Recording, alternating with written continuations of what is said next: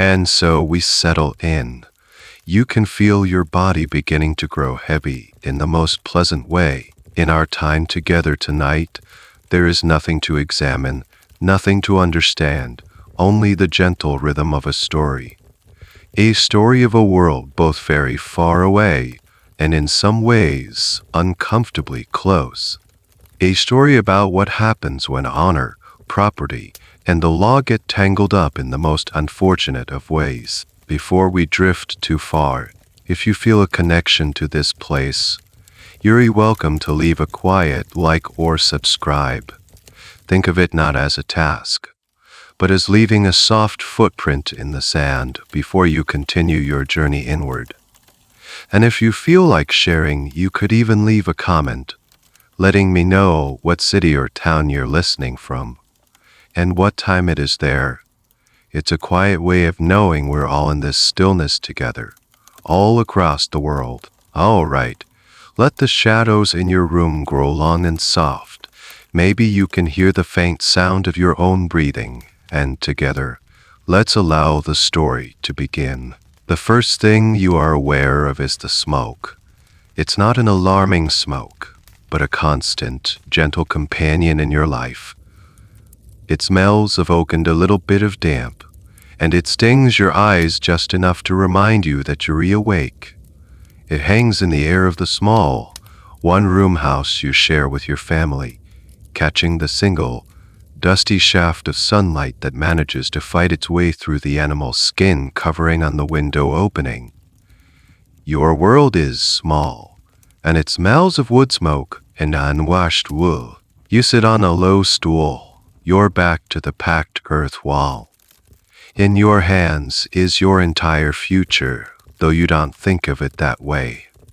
It's a simple wooden stick, really, holding a bundle of raw, greasy wool.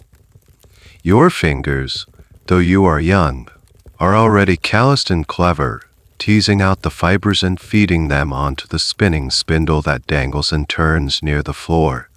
Spin, spin, spin. It is the rhythm of your life. It's a skill so fundamentally tied to being a woman that for centuries to come, the female side of a family will be known as the tzitz side. Right now, it's just what you do. It's what your mother does, what your grandmother did. It's the background noise to existence. Outside, you can hear the world. A dog barks. A neighbor shouts at his pig. The distant, rhythmic clang of the blacksmith's hammer is the village heartbeat. This is the extent of your universe. The cottage, the small muddy track outside, the neighbor's identical cottage, and on the horizon, the stone spire of the village church. That spire is the tallest thing you have ever seen. It's the only thing that seems permanent in a world of wood, mud, and thatch. Your brother, who is 2 years older, doesn't have a world this small. He has already been to the next town a full day's walk away. He came back with stories of a market so big you couldn't see the end of it, and a man who owned a book with painted pictures inside. A book. You've seen a book, of course. The priest holds one up in church on Sundays. It's a holy, mysterious object, full of symbols that mean nothing to you. For your brother, learning to read those symbols is a possibility. He might become a clerk or a monk or an apprentice who needs to read markings. For you, reading is a far-off dream like flying. Your education is in the spin of the wool, the heft of a water bucket, the names of the herbs that grow by the stream, and the subtle art of making a single piece of salted fish last for 3 days. This is all part of the great, unwritten plan. The world, as the priest explains it, is made of 3 kinds of men: those who pray, those who work. Your father, with his soil-stained hands and aching back, is firmly in the last category. Your brother has a chance to move between them. But you don't really fit into that plan. Your category is different. It is unspoken, but it is the most rigid of them all. Your job, Your entire purpose for spinning this wool and learning these herbs is to become good marriage material. It's not a very exciting job title, but it's the only one on offer. You are an asset, a future piece in a negotiation. Your father, who you love and who is kind in his own tired way, looks at you and sees a potential alliance with the family on the other side of the village. A way to join two small plots of land. A way to get a slightly better cow in a dowry exchange. He is a practical one. And in this world, practicality is survival. Historians still argue, by the way, about the inner lives of women like you. They debate how much agency you had, how much say you had in your own fate. Some point to records of widows who successfully ran their late husbands' businesses, or noble women who wielded immense political power through their sons. But for every one of those, there are 10,000 stories like yours, lost to time, of lives lived within a few square miles. Well, likely never know what you truly thought or dreamed about. Your hopes were probably as small and as vital as your world. A husband who wasn't cruel, children who lived past their first winter, and maybe, just maybe, a roof that didn't leak. For now, you watch the dust motes dance in the single beam of light, and you spin. Your turn is coming. The spinning continues, day after day, week after week, until the pile of finished thread grows into a respectable mound. It's a tangible representation of your worth, your contribution to the household economy. But another, more abstract form of your value is being discussed, usually when you're out of earshot, in the low, serious tones men use for business. The business, of course, is you. One evening after the thin, watery stew has been eaten and the fire is banked low, your father clears his throat. This is it. You know it instinctively. Your mother looks at her hands, suddenly fascinated by her own knuckles. Your brother, for once, is silent.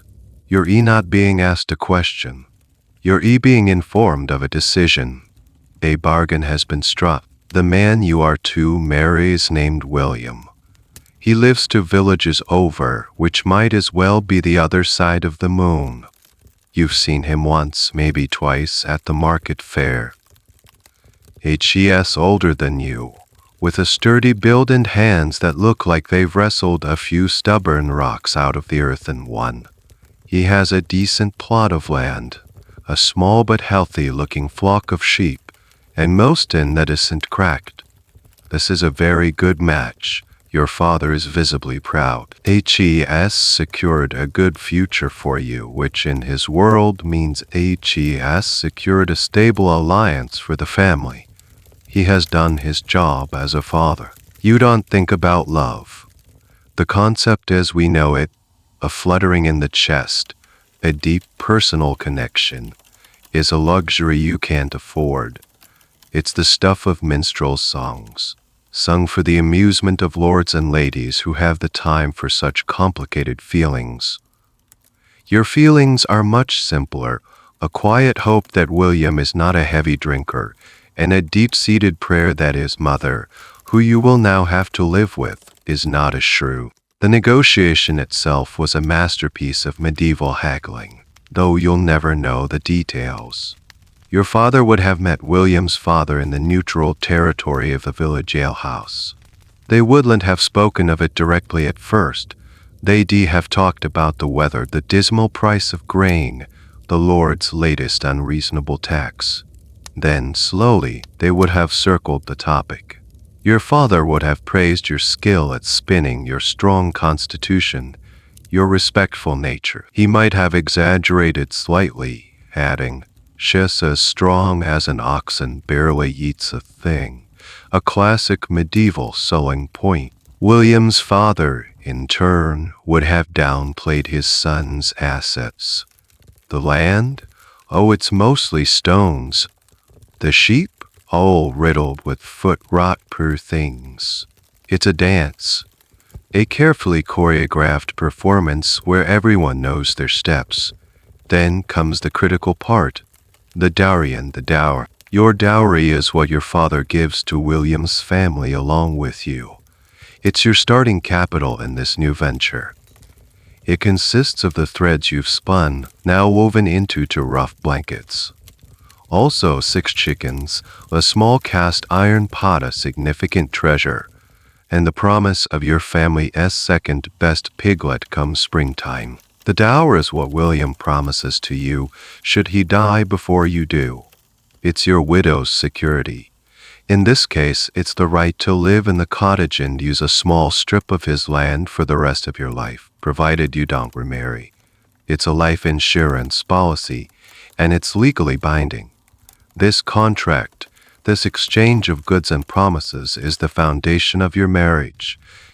It is a legal document, even if not a single word is written down, sealed with a handshake and a shared cup of ale. In the eyes of the village and the law, it is as solid as the church spire. Historians love to pore over these marriage contracts, especially the written ones from wealthier families. They show a fascinating world of prenuptial agreements, where a bride's family would go to great lengths to ensure her dower was protected from a spendthrift husband or his greedy relatives. It shows that, in a way, they were protecting the woman. But what they were really protecting was the family's investment. They didn't want their prize piglet, so to speak, to be squandered. There's a curious little detail often found in these agreements from different parts of Europe, something called the morning gift. It was a gift the husband gave to his wife the morning after the wedding, presumably after the marriage had been consummated and her virginity confirmed. It was her personal property, completely separate from the dower or dowry. For nobles, it could be a castle. For a commoner like you, it might have been a new pair of shoes, or perhaps a single silver coin to be hidden away. Academics still debate whether this was a romantic gesture or a simple, final transaction, payment for goods delivered. You don't know about any of this. You just know that your life is about to change forever. You're leaving the only home you've ever known, the smoke-filled room, the familiar face of your mother, the annoying presence of your brother. You are moving from being your father's daughter to being William's wife.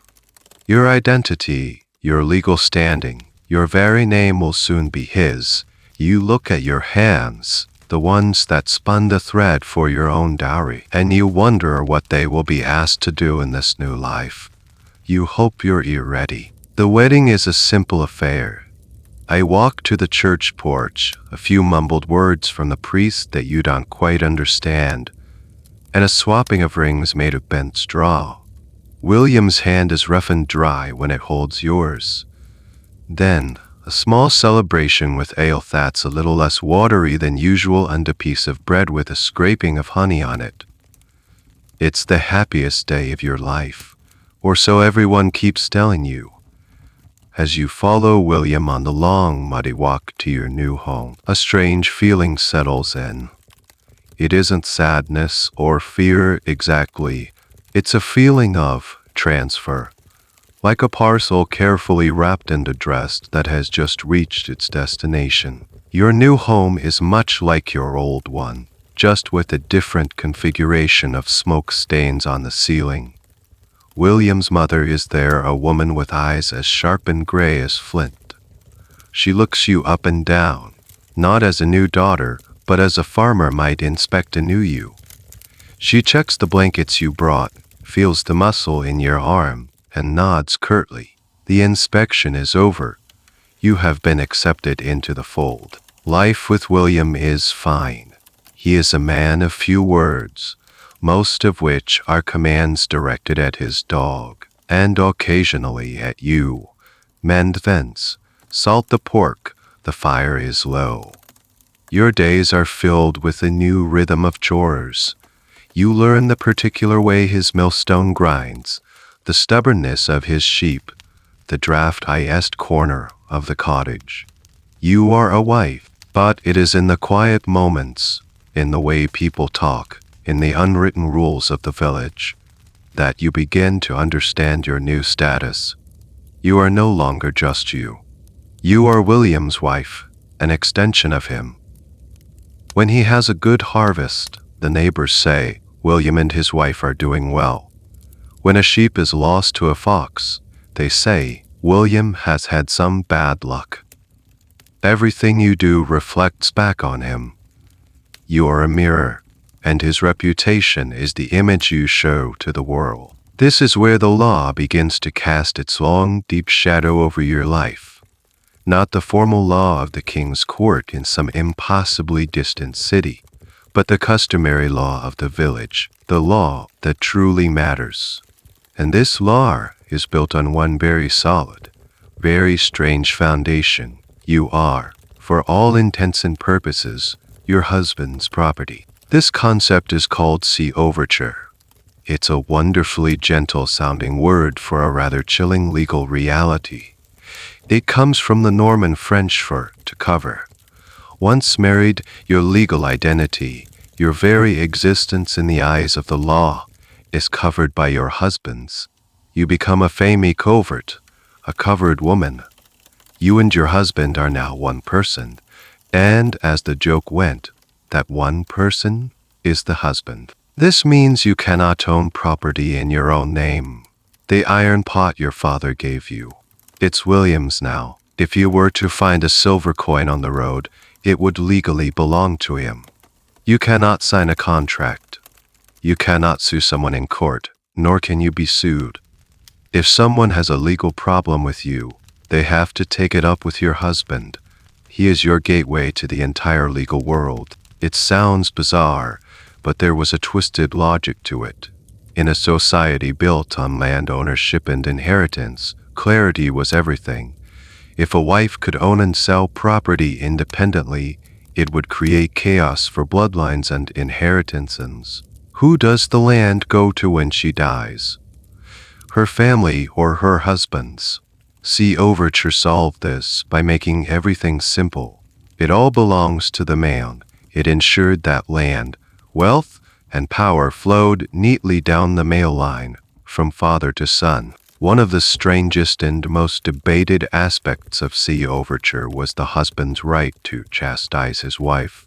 The phrase rule of thumb is sometimes, perhaps falsely, linked to this idea that a man could beat his wife with a stick no thicker than his thumb. While this specific rule is likely a myth, the underlying principle was very real. A man was legally permitted, and in some cases expected, to use physical force to correct a disobedient wife. Legal scholars of the time, men of course, justified this by saying it was for the woman's own good, like a father disciplining a child. They argued it was not about cruelty, but about maintaining household order. After all, if your ox was being stubborn, you'd use a stick to get it moving, wouldn't you? The logic was terrifyingly similar. A wife, like livestock or a disobedient child, was an asset that needed to be managed for the good of the household. Historians still argue about how often this right was actually used. Some surviving court records show neighbors reporting husbands for being too violent, suggesting there were social limits, even if the legal ones were vague. A man who injured his wife to the point where she couldn't work was a fool who was damaging his own property. It was a matter of practicality, not compassion. You learn this not from a book, but from watching. You see the woman down the lane with a constant bloom of purple on her cheek. You hear the shouts from a neighboring cottage at night, followed by a stony silence the next morning.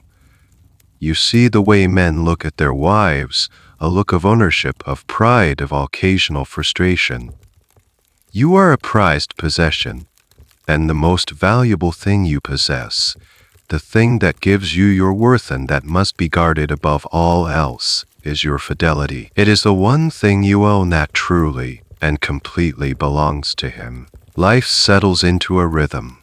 The seasons turn, each bringing its own familiar set of chores. You become pregnant, and the village women nod in approval.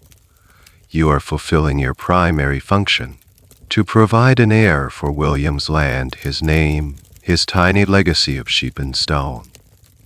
Your world remains small, but it is, for the most part, secure. You are a good wife. You are a valued asset. And then, one day, Thomas comes to the village. He is a traveling mason, part of a small crew hired by the local lord to repair a section of the church tower. He is different from the men you know. The village men are carved from the same local wood as their plows and fences, sturdy, silent, and weathered. Thomas is different. He speaks with a strange accent from a shire you've never heard of. He tells jokes you don't quite understand but laugh at anyway, and when he looks at you, he doesn't see William's wife. He just sees you. It doesn't happen all at once. It's a series of small, almost invisible moments. He helps you lift a heavy bucket of water from the well, his hand brushing yours for a second longer than necessary. You pass him on the path and he smiles, a real smile, not the tight-lipped nod of the village men. You start to look for him, a flash of his dusty tunic near the churchyard. Your heart, an organ you previously only associated with pumping blood to get you up the hill, does a strange little flutter. It's terrifying. And it's wonderful. This is where the story takes a turn, because this is where the concept of honor comes into play. And medieval honor is a very, very strange thing. You might think honor is about honesty or bravery. And it is for men. But a huge, disproportionate part of a man's honor is not held within his own body or his own actions. It is held precariously by his wife. His reputation, his standing in the community, his worth as a man, is directly tied to your fidelity. It's a bizarre outsourcing of self-esteem. Your body is the vessel that contains his good name. If that vessel is perceived to be cracked or leaky, that is, if you are unfaithful, then his honor drains out for all the world to see. He becomes a cuckold, the subject of jokes and pity. A man who cannot control his own household, and a man who cannot control his household cannot be trusted to be a competent member of the community. Why? It all comes back to property and bloodlines. If you have an affair, the child you bear might not be William's. This illegitimate heir could inherit his land, his millstone, his name. It pollutes the very thing medieval society is built on, the clean, clear transfer of property from one legitimate male to the next. Your infidelity is not a private, emotional betrayal. You are potentially stealing his legacy and giving it to another man. This makes your body a public space. Your womb is not your own. It is the guarantor of your husband's lineage. Your chastity is not a personal virtue. It is a community asset, like the village well. Everyone has an investment in it. The most peculiar part of this whole honor system is the visual language that surrounds it. The symbol of the cuckold, the man whose wife has cheated on him, was a pair of horns. People would make a cuckold sign with their fingers, or joke about a man needing a wider doorway to get his new horns through. Historians have been trying for centuries to figure out exactly why horns became the symbol. There are dozens of theories, none of them provable. One suggests it comes from the practice of grafting the spurs of a castrated rooster onto its head, where they would grow into horn-like stumps. Another, more elaborate theory links it to a Byzantine emperor who supposedly allowed one of his courtiers to hunt for deer in the imperial park as compensation for the emperor sleeping with his wife. The courtier was allowed to hang the deer's antlers on his door as a sign of this special, if humiliating, privilege. The image was powerful and instantly understood by everyone. It was a visual shorthand for a man who had lost control of his most important possession. You are not thinking about any of this, of course. You are thinking about the way Thomas' eyes crinkle when he laughs. You are thinking about the small, carved wooden bird he pressed into your hand one afternoon, his fingers warm against yours. You are living in a series of stolen glances and whispered words, a secret, sunlit world that exists in parallel to your gray, workaday life with William. You feel seen for the first time. You feel alive. And you have no idea that you are playing with a fire that can and will burn down everything. While your secret world with Thomas unfolds in stolen moments, another world operates in plain sight. It's the world of men, and its rules are profoundly, maddeningly different. One evening, William comes home late from the alehouse, stumbling slightly, his breath sour.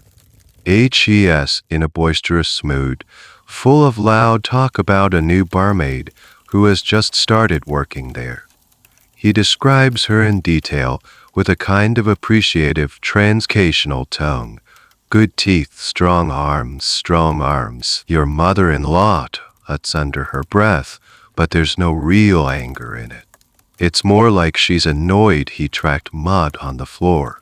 William is just being a man. This is the great, unwritten clause in your marriage contract, the fidelity you are sworn to. The chastity that is the bedrock of his honor is a one-way street. For you, it is an iron cage. For him, it is a suggestion. A husband's infidelity was, in most cases, not considered a serious offense. Legally and socially, it was a minor moral failing, a slip-up, a bit like eating too much at a feast or losing a small bet. It did not threaten the social order. It did not endanger the sanctity of the bloodline. Why? Because if William fathers a child with the barmaid, that child has no legal claim on his property. It is a bastard, a child born outside the legitimate framework of marriage. It cannot inherit his land, his name, or his precious millstone. The lineage remains pure. His honor, while perhaps slightly tarnished by his lack of self-control, remains fundamentally intact. The law reflected this imbalance perfectly. For a woman, adultery was a crime against property and lineage. For a man, it was only really a crime if he committed it with another married woman. And even then, the crime wasn't against his own wife, but against the other woman's husband. He had trespassed on another man's property. The whole affair was framed as a dispute between two men, a matter of honor and compensation. The women involved were often secondary figures in their own drama. The church, in theory, took a slightly more balanced view. In the eyes of God, adultery was a sin for both men and women. The 10 Commandments, after all, didn't specify gender. Priests would preach against lust and straying from the marital bed, and these sermons were directed at the entire congregation. But the gap between theological principle and lived reality was a chasm. When it came to punishment, the church's judgment often fell disproportionately on the woman. She was seen as the weaker vessel, more susceptible to temptation, the daughter of Eve who lead man into sin. Her transgression was a spiritual failing that confirmed her inherently flawed nature. His was just a moment of weakness. There's a fantastic and slightly depressing little bit of historical evidence for this double standard in the form of confession manuals.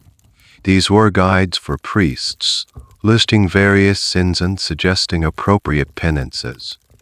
When dealing with adultery, the penances for men were often things like fasting, prayer, or going on a pilgrimage, private, spiritual acts of atonement.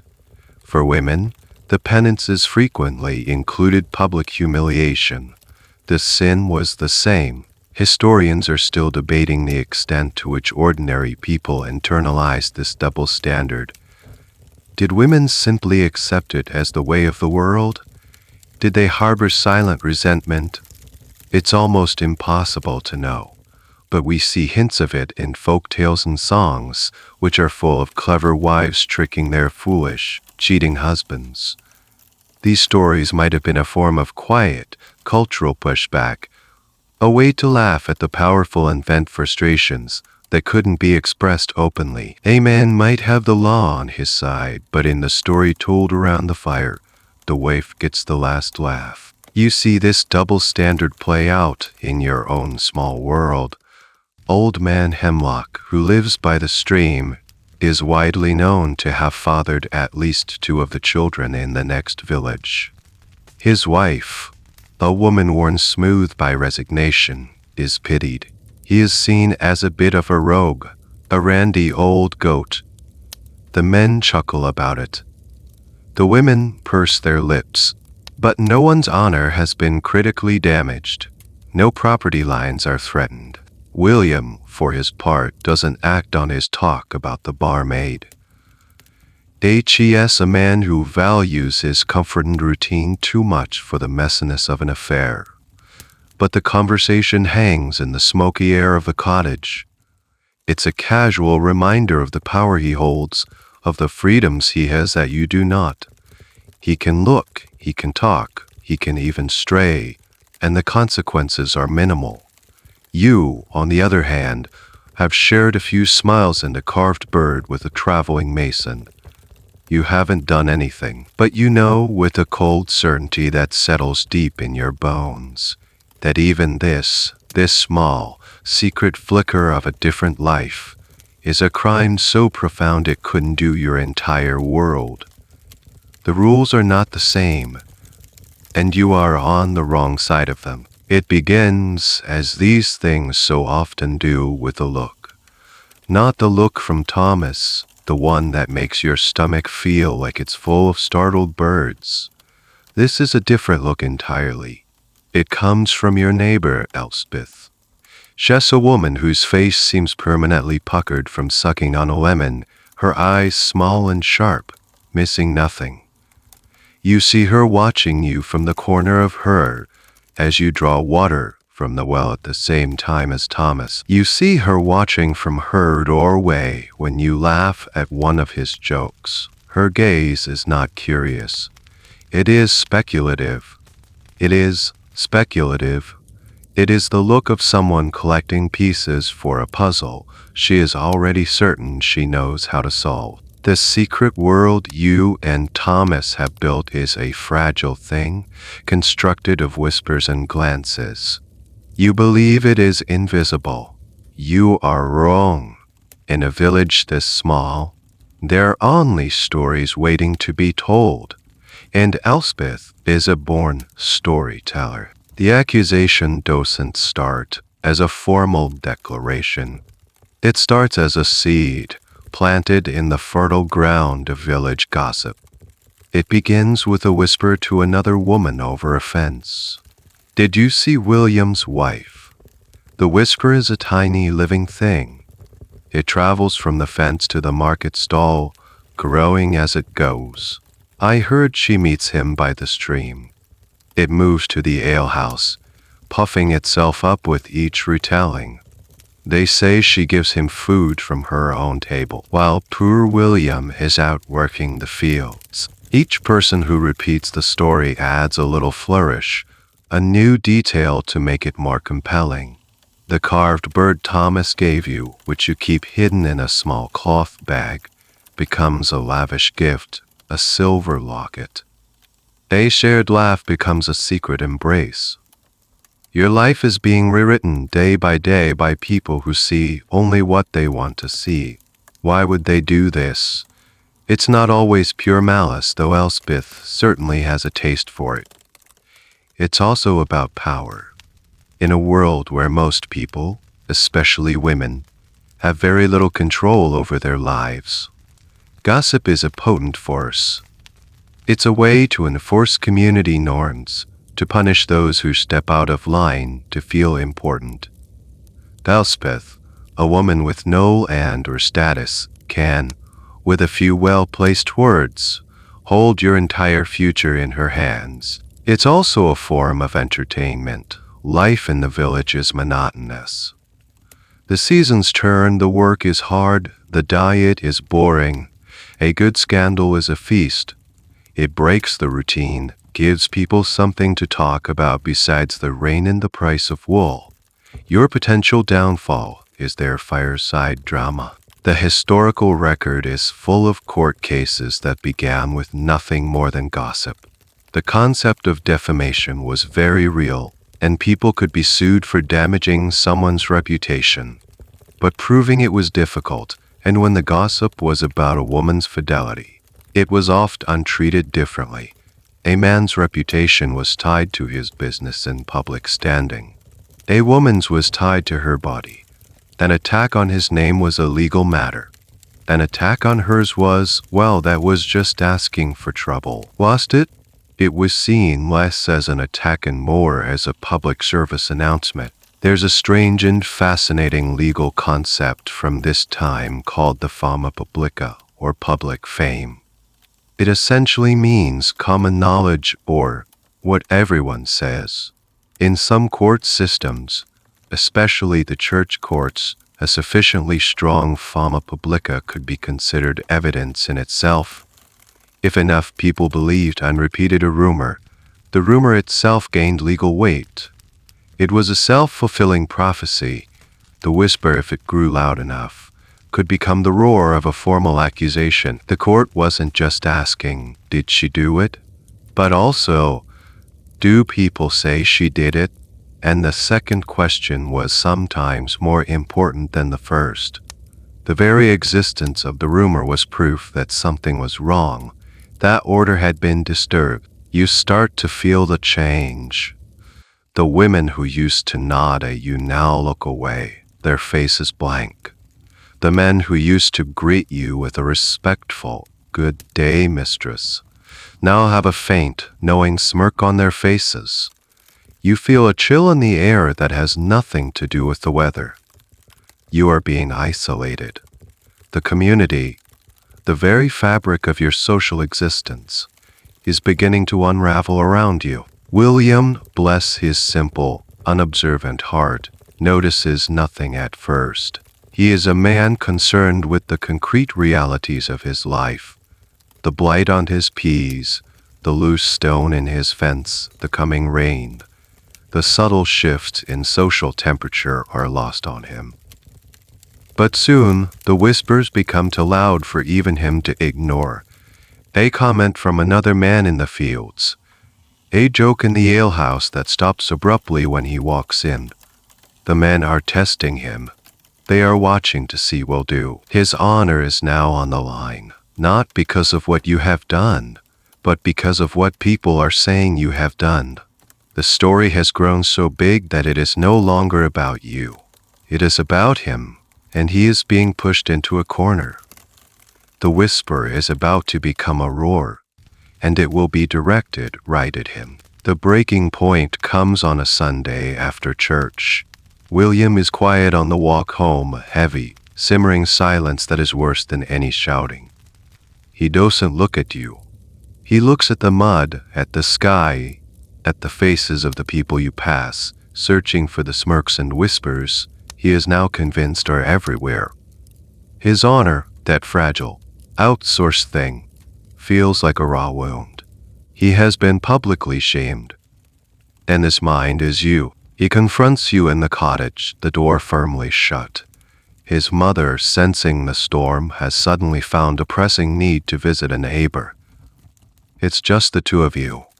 He doesn't ask you what happened. He doesn't ask if the rumors are true. He tells you what people are saying. He repeats the whispers, now amplified by his own humiliation. They say you've been meeting the mason. They say you shamed me. You deny it. Your voice is a thin, reedy thing, barely audible over the pounding in your ears.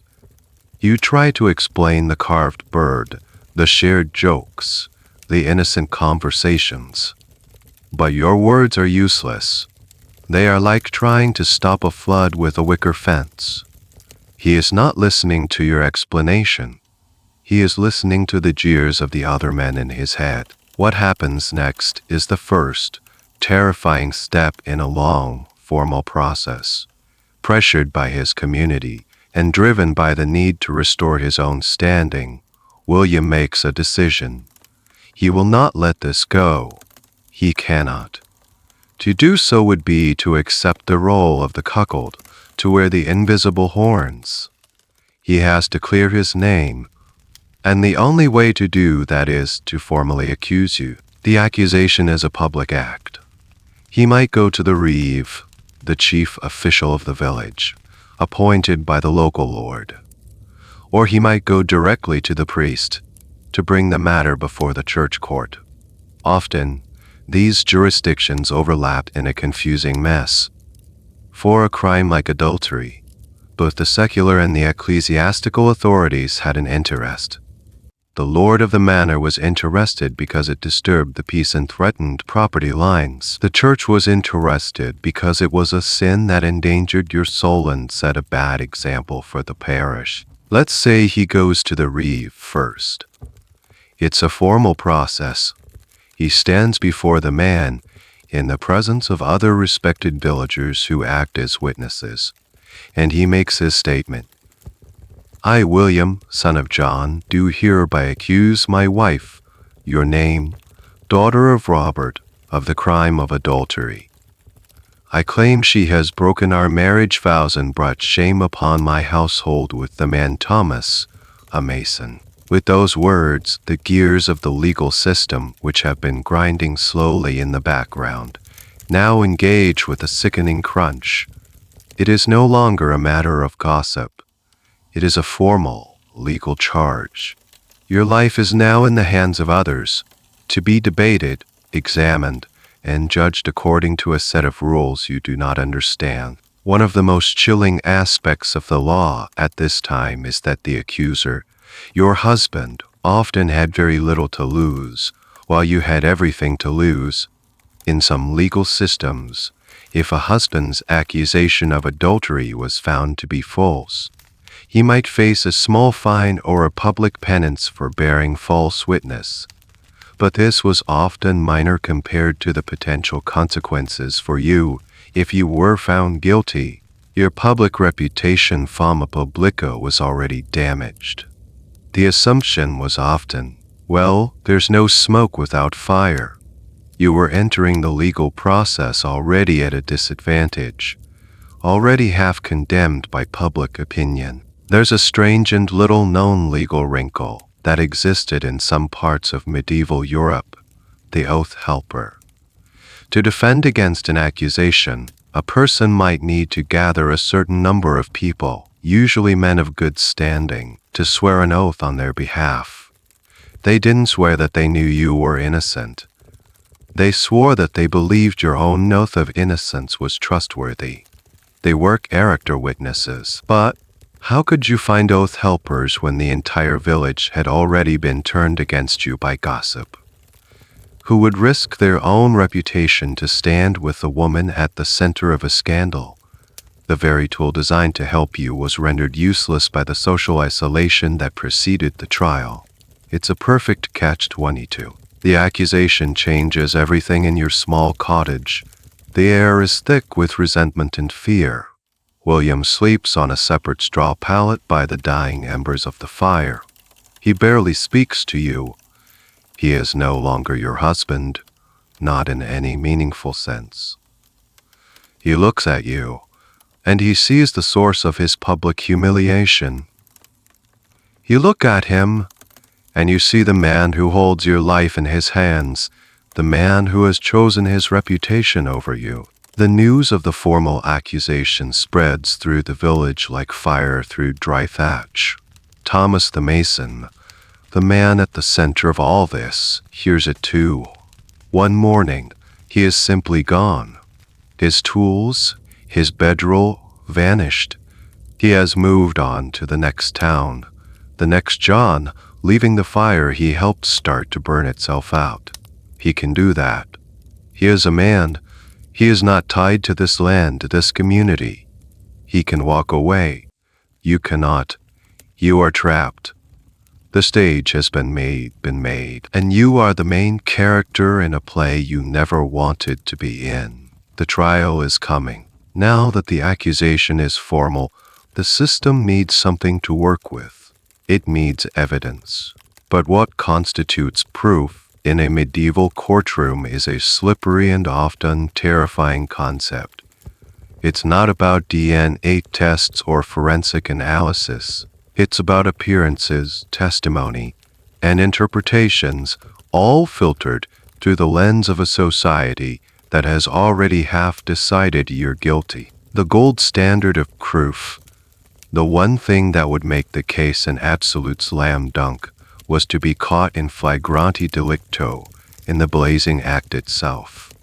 This meant being discovered by two credible witnesses, usually men, in a physically compromising situation. The law was surprisingly specific about this. Some legal text argued that the witnesses had to see the act itself, not just the couple in bed together. This, of course, was almost impossibly rare. Affairs. The odds of two reputable citizens stumbling upon you and Thomas at the exact right moment were astronomically low. But the idea of being caught in the act was powerful, and it colored how all other evidence was viewed. The court was essentially trying to reconstruct that moment to find enough clues to say that it must have happened. So, the search for lesser proof begins. And it is a search through the mundane details of your life, now cast in a sinister light. Every innocent gesture you shared with Thomas is dredged up and examined as a piece of evidence. Did he give you a gift? That carved wooden bird which felt like a sweet, secret treasure is now Exhibit A. A gift implies intimacy, a transaction. It's not proof of adultery, but it's a violent presumption. It's a heavy weight on the scales of justice, pushing them down on the side of guilt. Did you spend time alone with him? That time by the well drawing water is now presented as a clandestine meeting. The fact that 10 other people were within earshot is an inconvenient detail that gets smoothed over in the retelling. The reeve or the priest questions your neighbors. Did you see them together? Yes, Elspeth will say, her eyes gleaming with righteousness. Many times. Always talking in low voices. The content of the conversation, the weather, the price is irrelevant. The low voices are what matters. That implies secrecy. That implies guilt. Your own behavior is scrutinized. Do you seem sadder lately? That's not because you're terrified and your husband has turned on you. It's the melancholy of a guilty conscience. Do you seem more cheerful than usual? That's the giddy joy of illicit love. Every emotion is a symptom of your sin. Your own feelings are used as evidence against you. The search for proof could also get intensely physical. Your body, already the subject of the trial, could become a piece of evidence itself. A search for marks or tokens of love might be undertaken. More invasively, a group of village matrons, women of good repute, could be ordered to physically examine you. They would be looking for signs of recent physical intimacy or, more importantly, to determine if you were pregnant. A pregnancy, if the timing was suspicious and your husband swore he hadn't been with you, was almost as good as being caught in the act. It was living proof of the crime. This examination, carried out by the same women who now shun you in the village, would be a profound and deeply humiliating ordeal. Historians find these details in the surviving court records, which are full of depositions from neighbors testifying about the most trivial things. I saw her give him a piece of her bread. I saw him mend her bucket. In our world, they are clues in a criminal investigation. One of the strangest pieces of evidence that pops up in some historical cases is the love token. This could be anything. A ribbon, a lock of hair. If a man was found carrying a ribbon known to belong to another man's wife, it was considered a powerful presumption of an affair. The idea that she might have just dropped it was rarely given much credit. The object became a symbol imbued with a narrative of infidelity. The great, overarching problem is that there is no way for you to prove your innocence. How do you prove a negative? How do you prove that you didn't meet him by the stream with illicit intentions? How do you prove that the smile you shared was just a smile? You can't. All you can do is just a smile. You can't. All you can do is deny it. But in the face of a growing mountain of violent presumptions, and a community that wants to believe the worst, your denial sounds weak, desperate. William, your husband and accuser, has an easier job. He doesn't need to provide a single, definitive piece of proof. He just needs to build a plausible story. He, with the help of witnesses like Elspeth, becomes a storyteller. He weaves a narrative out of half-truths, suspicious glances, and innocent gestures. He creates a version of you, a deceitful, sinful, lustful woman, and presents it to the court. The court's job is not to find the objective truth. Its job is to decide which story is more believable, his story of your guilt or your story of your innocence. And in a world where a woman's word is already considered less valuable than a man's, the odds are not in your favor. The proof is not a smoke, and everyone is already convinced they can see the fire. You stand in a state of bewildered terror as the world of law opens up beneath you like a sinkhole. It's not one clear system, but a tangled, overlapping web of different authorities, each with its own rules, its own traditions, and its own power over your fate.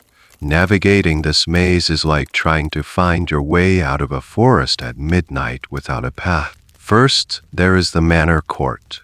This is the Lord's justice, administered by his appointed official, the reeve or steward. This court is primarily concerned with the day-to-day running of the village and the Lord's estate. It handles disputes over land boundaries, fines for letting your pigs wander into the Lord's woods, and cases of petty theft. Its authority is local and practical. When they look at your case, they see a disruption.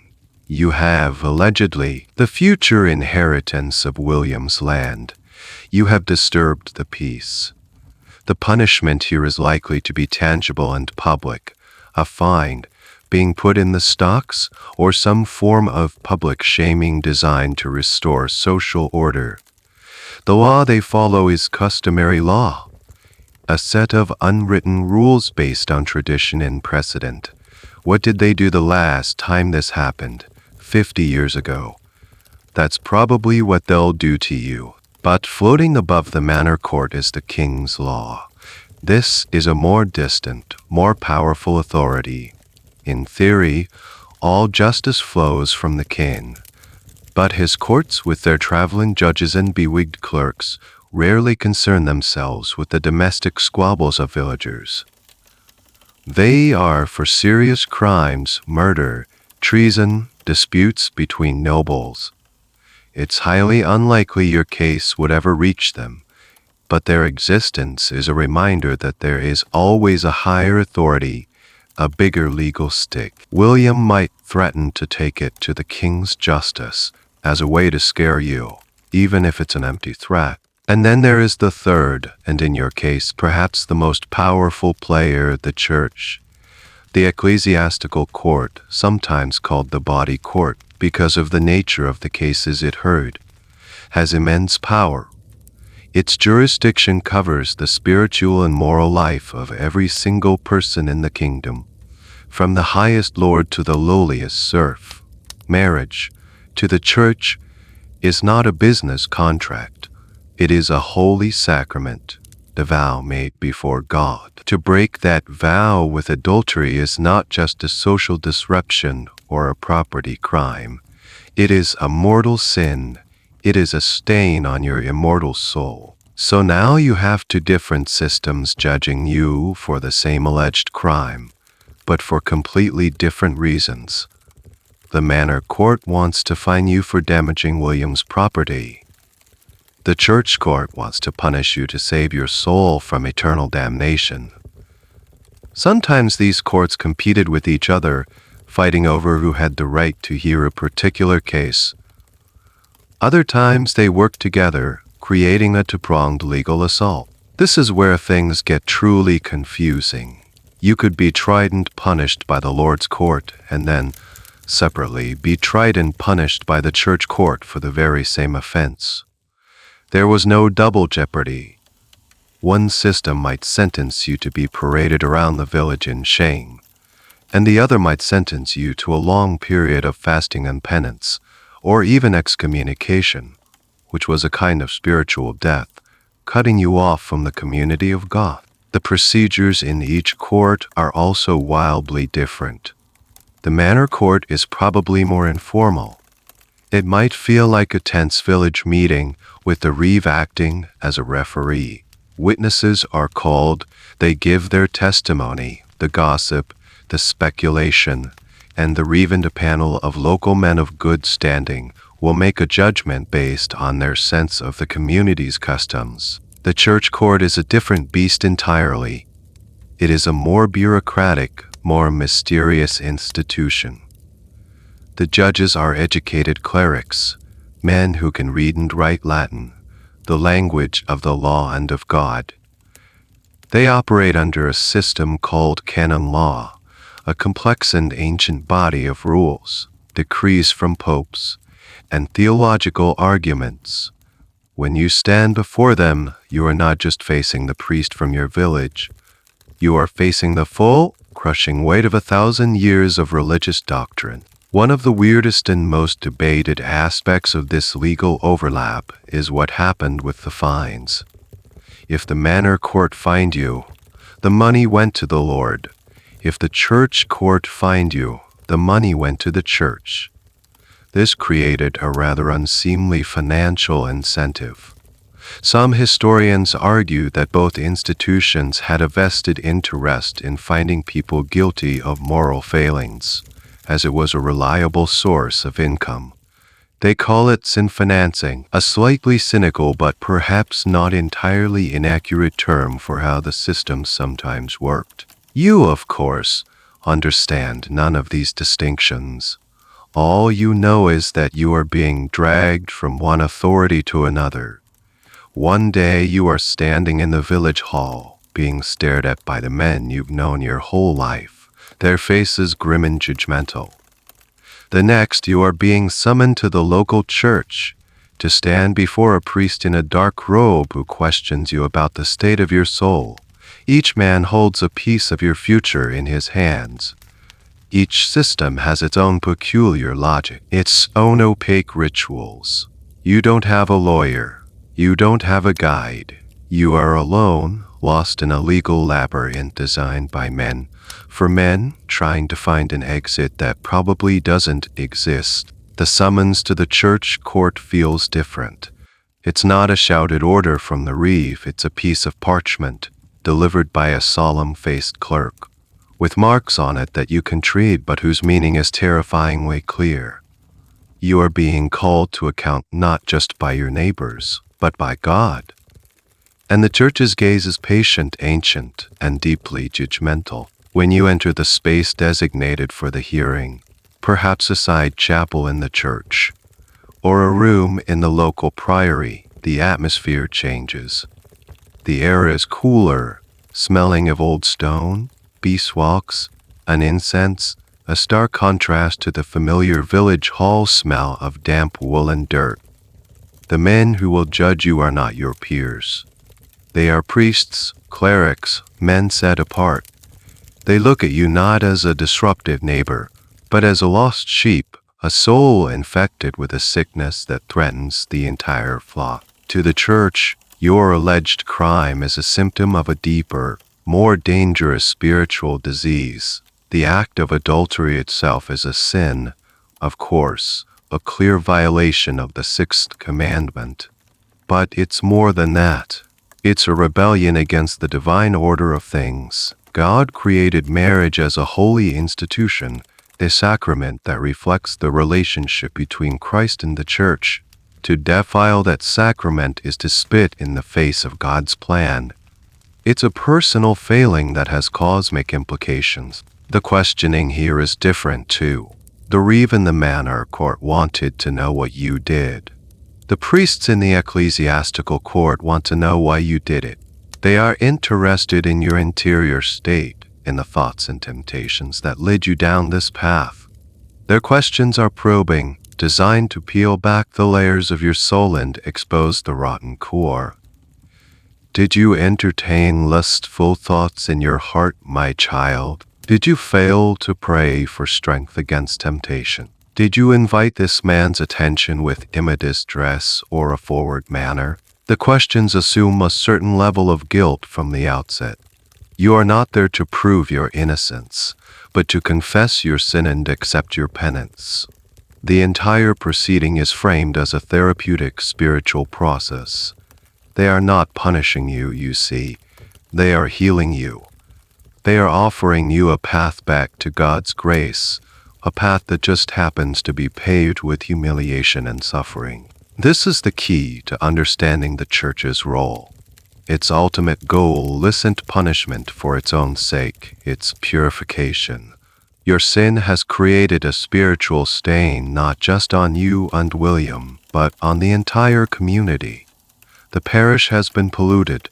That stain must be ritually and publicly scoured away for everyone's sake. This leads to a specific type of punishment unique to the Church court's public penance.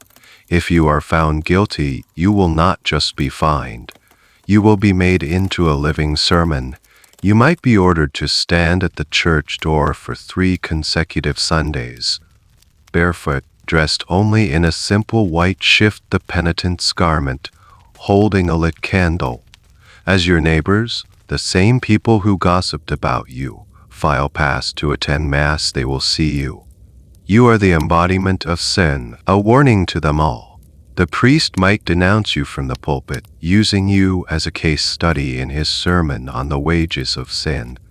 It is a form of psychological torment dressed up as spiritual medicine. One of the more peculiar, undebated aspects of the Church's view on this was its obsession with the occasion of sin.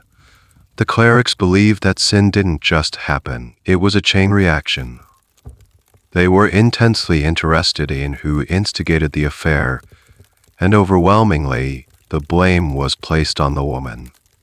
She was the daughter of Eve, the original temptress. A man's lust was seen as a simple, animalistic urge, easily inflamed. A woman, it was argued, her sin was one of seduction and manipulation. Legal and theological texts from the period are filled with warnings about the wiles of women.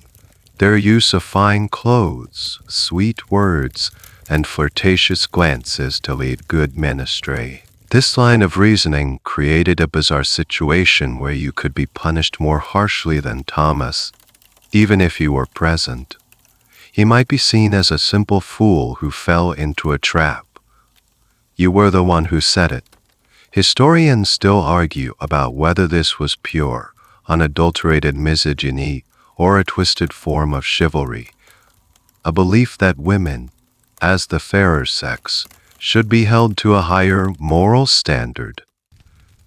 Either way, the result for you was the same. You bore the heavier burden of guilt. As you stand before the black-robed clerics, you realize the ground has shifted beneath your feet. In the manor court, you were a faulty piece of property. Here, you are a diseased soul. The evidence against you is not just the testimony of your neighbors, but the presumed weakness of your own female nature. They look at you, and they see even the garden holding the apple. The story has already been written thousands of years ago. You are just playing your assigned part. The only way out is to confess, to submit, to accept the role of the sinner and beg for the cleansing fire of their penance.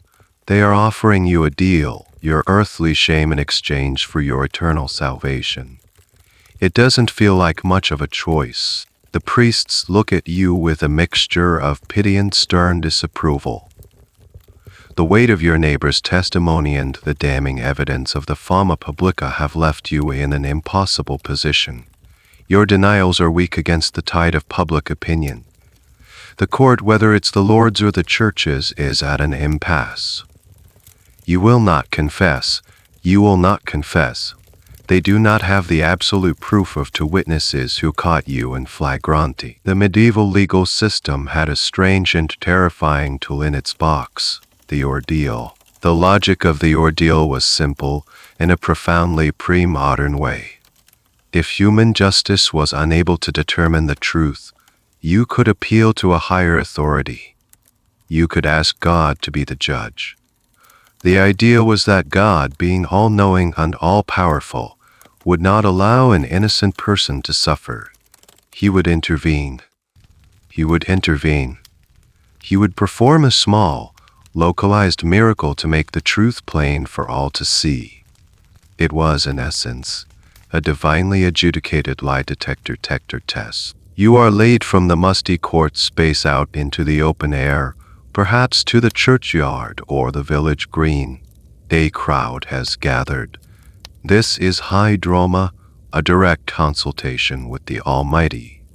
The priest is there, chanting prayers and swinging a censer of smoking incense to purify the area.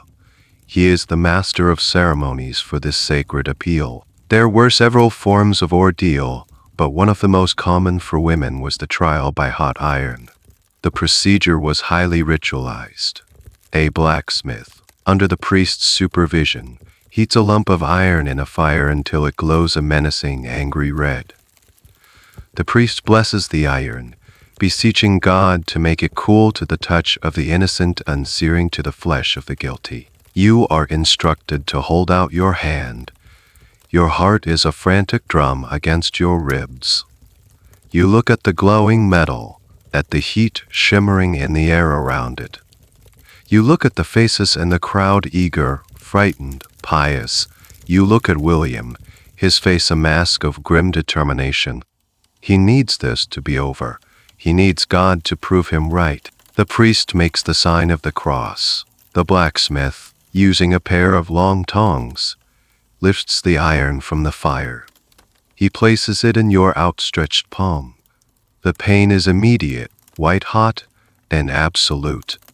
It is a scream that is stolen from your throat before it can even form. It is the smell of your own burning skin. You might hold it for the required time, perhaps the duration of a short prayer, or you might drop it instantly. It doesn't really matter. But here is the truly bizarre part: the verdict is not delivered now. The searing pain is not the judgment. Your burned hand is immediately bound in blessed cloth, and the priest places a wax seal upon it. You are to leave it bound for 3 days. The real test is not whether you can endure the pain, but how the wound heals. For 3 days, you live in an agony of suspense.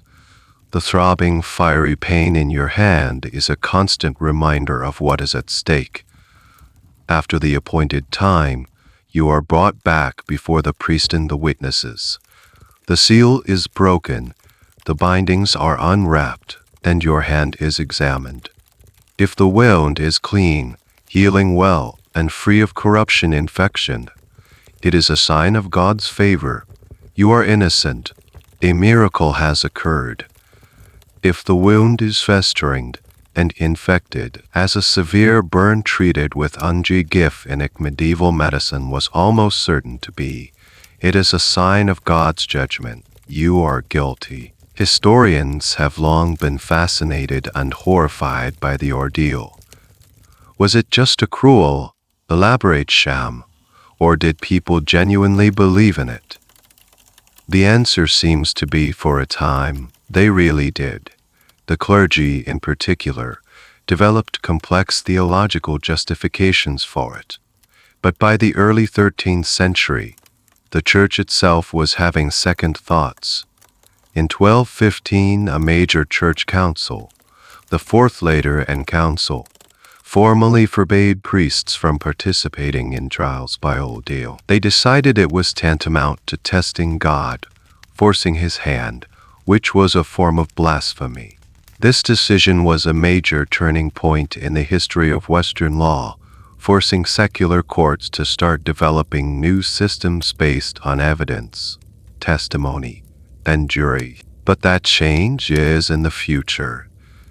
In your moment, the ordeal is still a valid, terrifying option. There's a strange, almost comical footnote to the history of ordeals, the ordeal of the cursed morsel. This was sometimes used for priests accused of crimes. The accused would be given a piece of bread or cheese, the coarse ned that had been specially consecrated. They had to swallow it while reciting a prayer. If they choked or were unable to swallow it, they were guilty.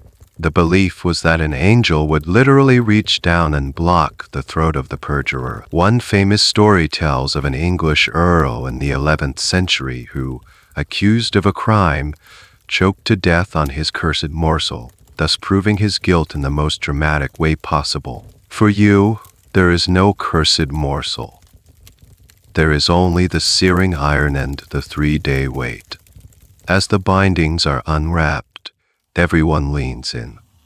The fate of your reputation, your marriage, and possibly your life rests on the appearance of a patch of burned skin on your hand. It is justice at its most arbitrary, a coin toss with the divine in your favor. Let's imagine for a moment that the ordeal is not on the table. Perhaps your local lord is a more modern thinker, or perhaps the priest has heard the new pronouncements from Rome and refuses to participate. In this case, the court might turn to another equally bizarre method of determining the truth, one that removes you from the process almost entirely, trial by combat. This method was particularly favored by the nobility and the knightly class, but it sometimes trickled down to common disputes, especially when a man's honor was at stake. And there was no greater stain on a man's honor than the one you were accused of creating. The logic of trial by combat was a close cousin to the logic of the ordeal. It was another appeal to God. The belief was that God would not allow the righteous to be defeated. He would grant strength, skill, and courage to the man fighting for the truth, and he would cause the liar's hand to falter. A victory in the dueling field was a verdict from heaven. So, in this scenario, your guilt or innocence will not be decided by your testimony or the state of your burned hand. It will be decided by two men hitting each other with weapons until one of them gives up or can no longer fight. The accused party in your case is, legally speaking, William. His honor has been damaged, and he is the one bringing the suit. But who does he fight? He would fight your alleged lover, Thomas the Mason. It would be a straightforward duel between the aggrieved husband and the man who allegedly wronged him. But Thomas, being a practical man, is long gone. He has no interest in risking his life for a woman he shared a few smiles with. So, who is the defendant now? But you can't fight. You are a woman. The solution was the champion. You, or more accurately, would have to hire a professional fighter to defend your honor in your place. This turned justice into a spectator sport and, more cynically, a question of who could afford the better warrior. Champions were essentially medieval lawyers who argued with swords instead of words. They were mercenaries of justice, their services available to the highest bidder. So the scene is set. A designated field, the campus, is marked out. A crowd gathers, just as they did for the ordeal. This is even better entertainment. There's the promise of action, of skill, of blood. William stands at one end of the field. He might be armed with a simple shield and a club or a short sword, the typical weapons for non-noble combat. At the other end stands your champion, a man you've probably never met, a hard-bitten stranger whose sword arm now holds your entire future. He is fighting not because he believes you are innocent, but because your father promised him a pig and 3 silver coins. The priest is there, of course, to bless the combatants in the field. They both swear solemn oaths on a holy relic, a splinter of bone from a saint, perhaps, that their cause is just. William swears that you are guilty. Your champion swears that you are innocent. One of them is lying, and God is about to make it clear which one. You watch from the sidelines, a helpless spectator at your own trial. The 2 men circle each other. The crowd murmurs. Then, the clash of wood on wood or steel on steel. It's a clumsy, brutal affair. These are not knights in shining armor. This is a desperate, ugly struggle. They grunt, they sweat, they bleed. Your heart pounds with every blow landed, every narrow miss. You are not cheering for your champion's victory. The outcome determines everything. If your champion wins, if he forces William to yield or incapacitates him, it is divine proof of your innocence. The case is dismissed. Your name is cleared, at least in the eyes of the law, though the whispers may never truly die. William, having been proven a liar by God himself, must pay a hefty fine and suffer public humiliation. But if William wins, if your champion is beaten into submission and yields, crying, craven, it is a sign from God that you are guilty. Your champion, for swearing a false oath, might be hanged. And you? You have been found guilty of adultery in the highest court of all. The earthly punishments, the public shaming, the fines, will now fall upon you with their full, righteous weight. One of the strangest and most debated aspects of trial by combat involved what happened when nobles fought. They had a whole separate set of rules with lances, horses, and squires. But there are bizarre records of non-martial people being forced into this system. In one famous German legal text, there's an illustration of a trial by combat between a man and a woman. The man is depicted fighting from a pit up to his waist to negate his natural strength advantage, armed with a club. The woman stands at the edge of the pit, armed with a heavy stone wrapped in a cloth, which she can use as a flail. It's a darkly comical image that historians still argue about. Was this a real practice, or a legal scholar's theoretical illustration? Either way, it shows the strange and desperate lengths the system would go to in order to make the God's judgment model work. You stand and watch the 2 men, your husband and a stranger, battering each other. This is your life being decided, not by your words, not by your actions, not by any sense of truth or fairness, but by which of these 2 men is stronger, luckier, or simply less tired on this particular afternoon. It is the ultimate outsourcing of justice, and you are utterly powerless. Let's step away from the divine judgment of the ordeal in the combat field. Let's imagine your case remains in the hands of men, in a stuffy room with a stone floor. The evidence is flimsy. The testimony is hearsay. You, stubbornly, refuse to confess. The court is frustrated. They know you are guilty, the fama publica says so. But they need a confession. A confession is the queen of proofs, the gold standard. It tiddies everything up. It tiddies everything up. So, how do they get it? If you will not give it to them freely, they will be forced to persuade you. This is where the story enters its darkest room, the world of judicial torture. It is crucial to understand in a detached historical way the logic behind this. To the medieval mind, torture was not a punishment. This is a key distinction. Punishment was what happened after you were found guilty. Torture was an investigatory tool. It was a method for extracting the truth from an uncooperative witness or a defendant who was clearly lying. The body was seen as a vessel, and the truth was locked inside it. Pain was the key to unlocking it. The legal theory went something like this. An ordinary, honest person would tell the truth freely. A guilty person, however, had a strong motivation to lie to save their own skin. Their will was unnaturally hardened by their sin. Therefore, an extraordinary measure was needed to break down that unnatural hardness and allow the truth to flow out. The pain was not intended to be cruel.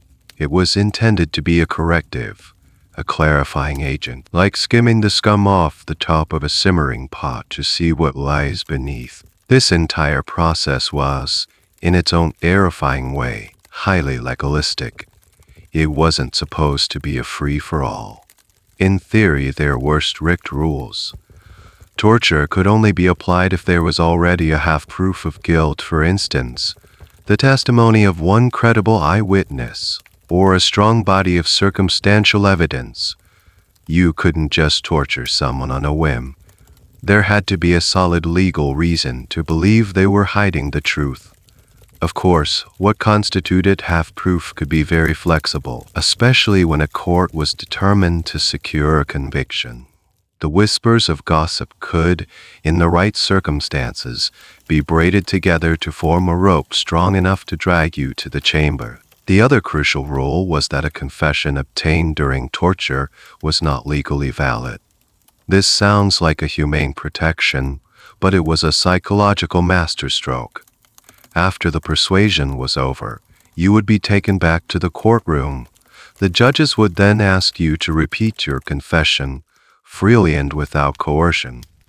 If you recanted and said you only confessed to stop the pain, they could, in theory, order you to be tortured again, because you were clearly still being stubborn. The memory of the pain was the invisible force ensuring you gave the free confession they needed. Historians still debate how widespread judicial torture actually was, especially in England, where the common law tradition was supposedly more resistant to it than the Roman law systems on the continent.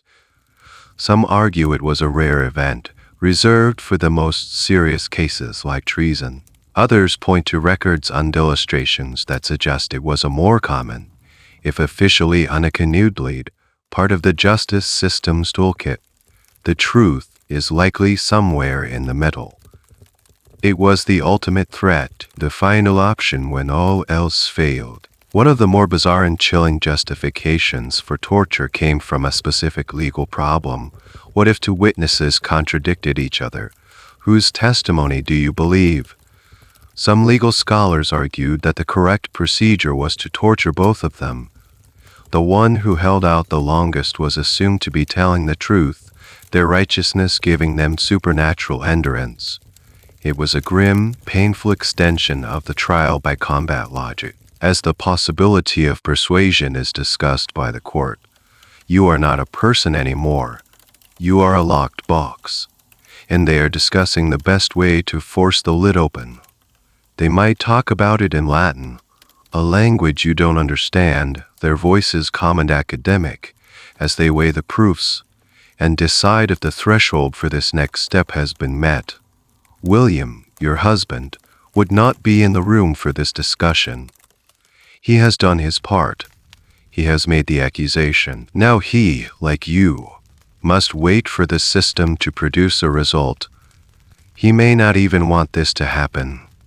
He may be horrified by the prospect, but he set this heavy, unstoppable wheel in motion, and he no longer has the power to stop it.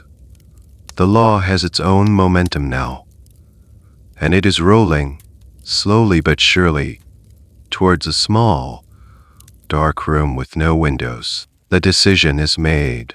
The half-proofs are deemed sufficient. Your stubborn denial is interpreted as a hardened will, a defiant refusal to cooperate with justice. The court officials lead you away from the familiar, if intimidating, space of the hearing room. You go down a short flight of stone steps, the air growing colder and damper with each one.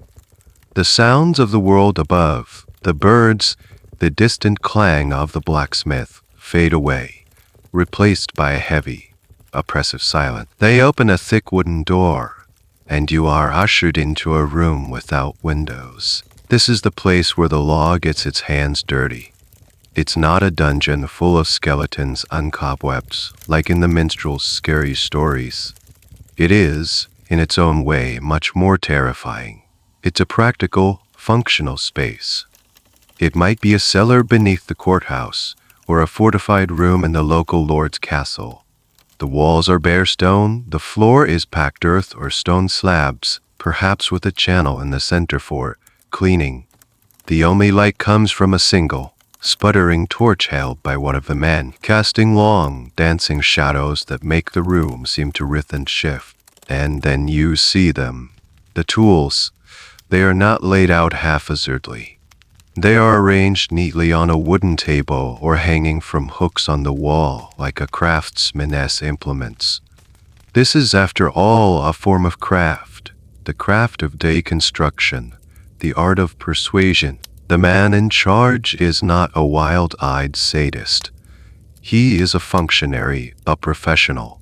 He might be the local executioner or a soldier from the Lord's garrison. His demeanor is calm, perhaps even a little bored. This is his job. He approaches you not with anger, but with a kind of detached professionalism that is profoundly chilling. He might even explain the process to you in a calm voice. This is not about anger or revenge. This is about finding the truth, to help you overcome the sinful pride that is preventing you from confessing. He begins with the simplest tools, the lowest level of persuasion, psychological pressure. He might show you the instruments one by one, explaining in matter-of-fact detail what they do. This is the thumb screw, a simple vise that crushes the thumb's fingers or toes. This is the boot, a set of iron plates that are squeezed around the leg, shattering the bones. This is the strap padu, a rope and pulley system. Your hands are tied behind your back, and you are hoisted into the air, dislocating your shoulders. He is giving you a chance, an opportunity to avoid all of this. All you have to do is confess. Tell them what they already know. Admit your sin. Say the words. You shake your head, tears streaming down your face. You cling to your innocence, the only thing you have left. It is the wrong answer. The process begins. It is methodical, gradual. It is a calculated application of pain, designed to increase in intensity. Perhaps they start with the thumb screws. The pressure is applied slowly, a quarter turn at a time. It begins as a dull ache, then a sharp pinch, then a grinding, crushing agony that seems to fill your entire universe. They ask the question again. Did you lie with the Mason Thomas? You scream or sob or beg. This is the terrible reality of judicial torture. It wasn't always a mad, violent frenzy. It was often a slow, bureaucratic procedure with scribes present to record the questions and your answers, or your lack of them. There are surviving documents from continental European courts that are horrifying in their banality. The accused was shown the strap padu. She remained silent.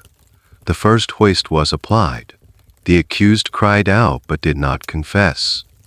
It is the paperwork of pain. A strange and obscure detail from the annals of torture is the use of water. The water sure didn't always involve the near drowning we often imagine. One variation was a form of psychological, almost medicalized torment. You would be forced to drink vast quantities of water, and then the torturer would strike your swollen, distended stomach. Another, even stranger method involved placing a small cloth in your mouth and then slowly, drop by drop, dripping water onto it, creating a terrifying and uncontrollable gagging and choking sensation. Historians who study this note that it was seen as a gentler form of torture because it left no marks. It was a clean, efficient way to break a person's will. The man, the functionary, watches you. He is looking for the signs. The moment your eyes lose their focus, the moment the will to resist finally breaks, he is an expert in the geography of pain, and he knows exactly how far he can go. He is not supposed to kill you or permanently maim you. You are, after all, still William's property. The goal is a confession, not a corpse. But mistakes could be made. The line between breaking a will and breaking a body was terrifyingly thin. In this dark, windowless room, your world shrinks to the point of a single, blinding sensation. There is no William, no Thomas, no village, no God. There is only the pain and the calm, insistent voice asking the same question over and over. And you realize, in a moment of terrible clarity, that there is only one way to make it stop. There comes a point where the future ceases to exist. There is no tomorrow, no next week, no thought of your life after this moment. The world shrinks until it is composed of only two things: the relentless, escalating agony, and the calm, patient voice that offers the only escape. The question is no longer about truth or innocence. It is a simple, desperate calculation. What words do I need to say to make this stop? Your will, which you thought was a strong, solid thing, reveals itself to be brittle, fragile. It cracks, then it shatters. A single broken word whispers past your lips. Yes, it's quiet, almost inaudible, but in the echoing silence of the chamber, it is a thunderclap. The pressure on your body eases. The functionary nods, his work done. A wave of something that is not quite relief, but a cessation of torment, washes over you. You are limp, boneless, a discarded doll. The confession that follows is not really yours. You are merely the vessel for it. The words are put into your mouth by the questioners, and you agree to them. Yes, I met him by the stream. Yes, he gave me the carved bird as a token of his sinful affection. Yes, I let him into the cottage when my husband was in the fields. The details, which were once the subject of gossip and speculation, are now being entered into the official record as your own words.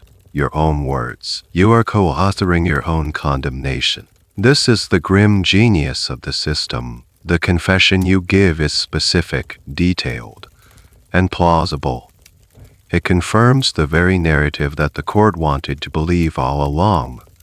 It validates the gossip of your neighbors, the suspicions of your husband, and the wisdom of the judges. Everyone was right. The system works. The system works. Now comes the crucial, formal step that we talked about.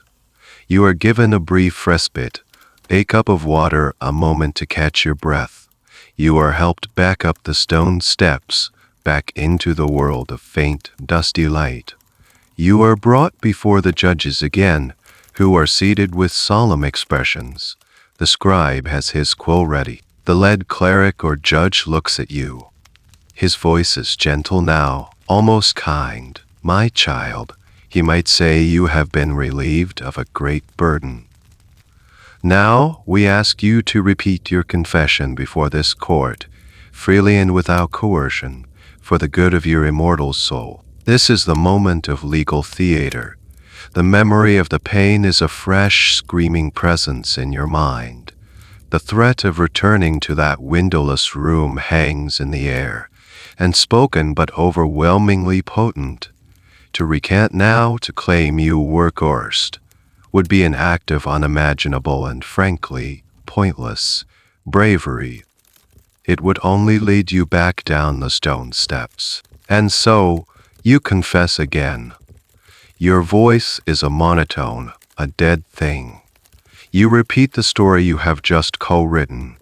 You see the nods of the judges, the satisfied look on the scribe's face as he scratches away with his quill. Your free confession is now on the record. It is legally sound. It is legally sound. It is the truth, because you have said it is. One of the most insidious and debated parts of this process was the naming of accomplices. During the persuasion, the questioners would often press for more information. Was anyone else involved? Did anyone else involved? Did anyone help you? Who else knew of your sin?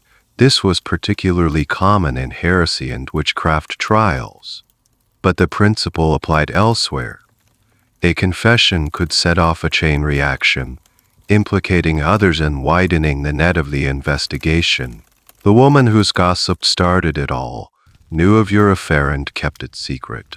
In the haze of pain, you might agree to anything, implicating an innocent person just to satisfy the questioner. Thankfully, in your case, there is only one accomplice they are interested in, Thomas.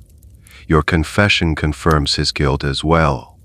A warrant could be issued for his arrest, but everyone knows he is long gone. His name on the record is enough. The story is complete. It has a villain you, a victim William, and a conveniently absent scoundrel Thomas. As you stand there, empty and broken, you might catch a glimpse of William. He may be in the back of the room, a silent witness to this final act. What is on his face? Relief. The ordeal is over. His honor is about to be publicly restored. Triumph. He was right all along. Or is it something else? A flicker of horror, of pity, of regret for what he has unleashed. We will never know. His feelings are no longer the point. The confession is the turning point. Before, you were the accused. Now, you are the convicted. You are no longer a person with a story. You are a sinner with a sentence. The investigatory phase is over.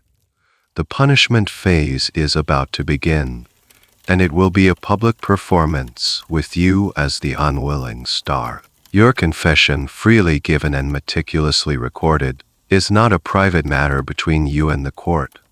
It is a public document, a story that must now be told to the entire community.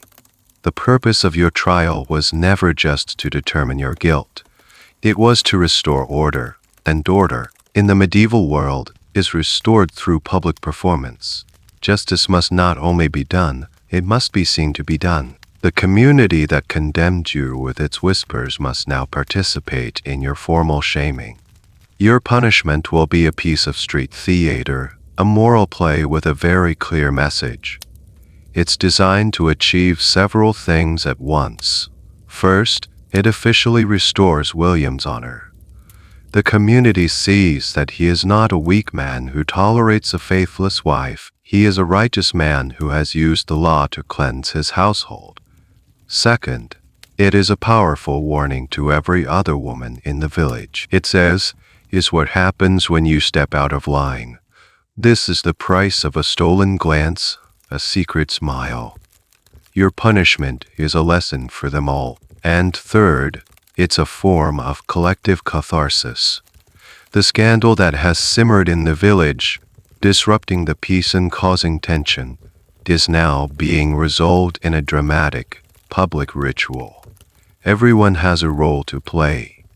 The court officials are the directors, you are the star, and your neighbors are the audience, and, at times, the chorus. The preparations begin. The date and time of your public penance or punishment are announced, perhaps by a crier in the marketplace or from the pulpit on Sunday.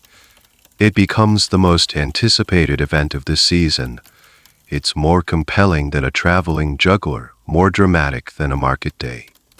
It is real life, rend immediate. The nature of the spectacle would depend on which court had ultimate jurisdiction.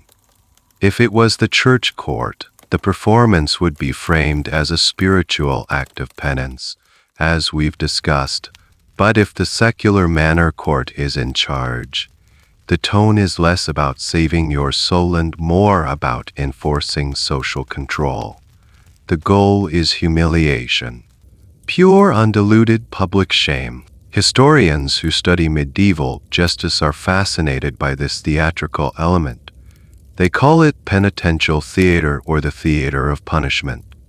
They argue that the physical pain of the punishment was often secondary to the psychological pain of the public degradation. The stocks, for example. Being locked in the stocks was uncomfortable, certainly, but its real power came from the fact that you were helpless, on display, subject to the whims of every passerby.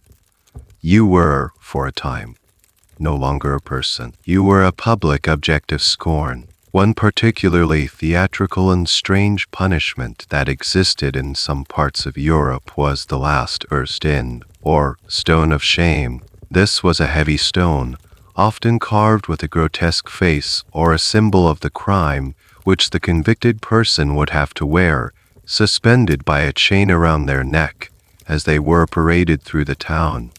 It was a physical burden that symbolized the weight of their sin. The specific iconography of the stones is a source of much academic debate. What did a particular symbol mean to the people of that time and place? It was a visual language of justice that we can no longer fully read. For you, the performance is about to begin. The court officials come for you. They might strip you of your own clothes, the ones that identify you as William's wife, and dress you in something else, a rough, shapeless tunic, or perhaps just a simple white shift. Your hair, a woman's glory, might be cut short or shaved, another potent symbol of shame. You are led out into the daylight blinking. The faces of your neighbors are there to greet you. Some are stern and righteous. Some look away, unable to meet your eyes, but they are all here. They are all here. They are all part of the show. The curtain is about to rise on the final act of your public disgrace. The goal is not just to make you suffer, but to make you an example. To turn your personal story into a public lesson, written not in ink, but in shame.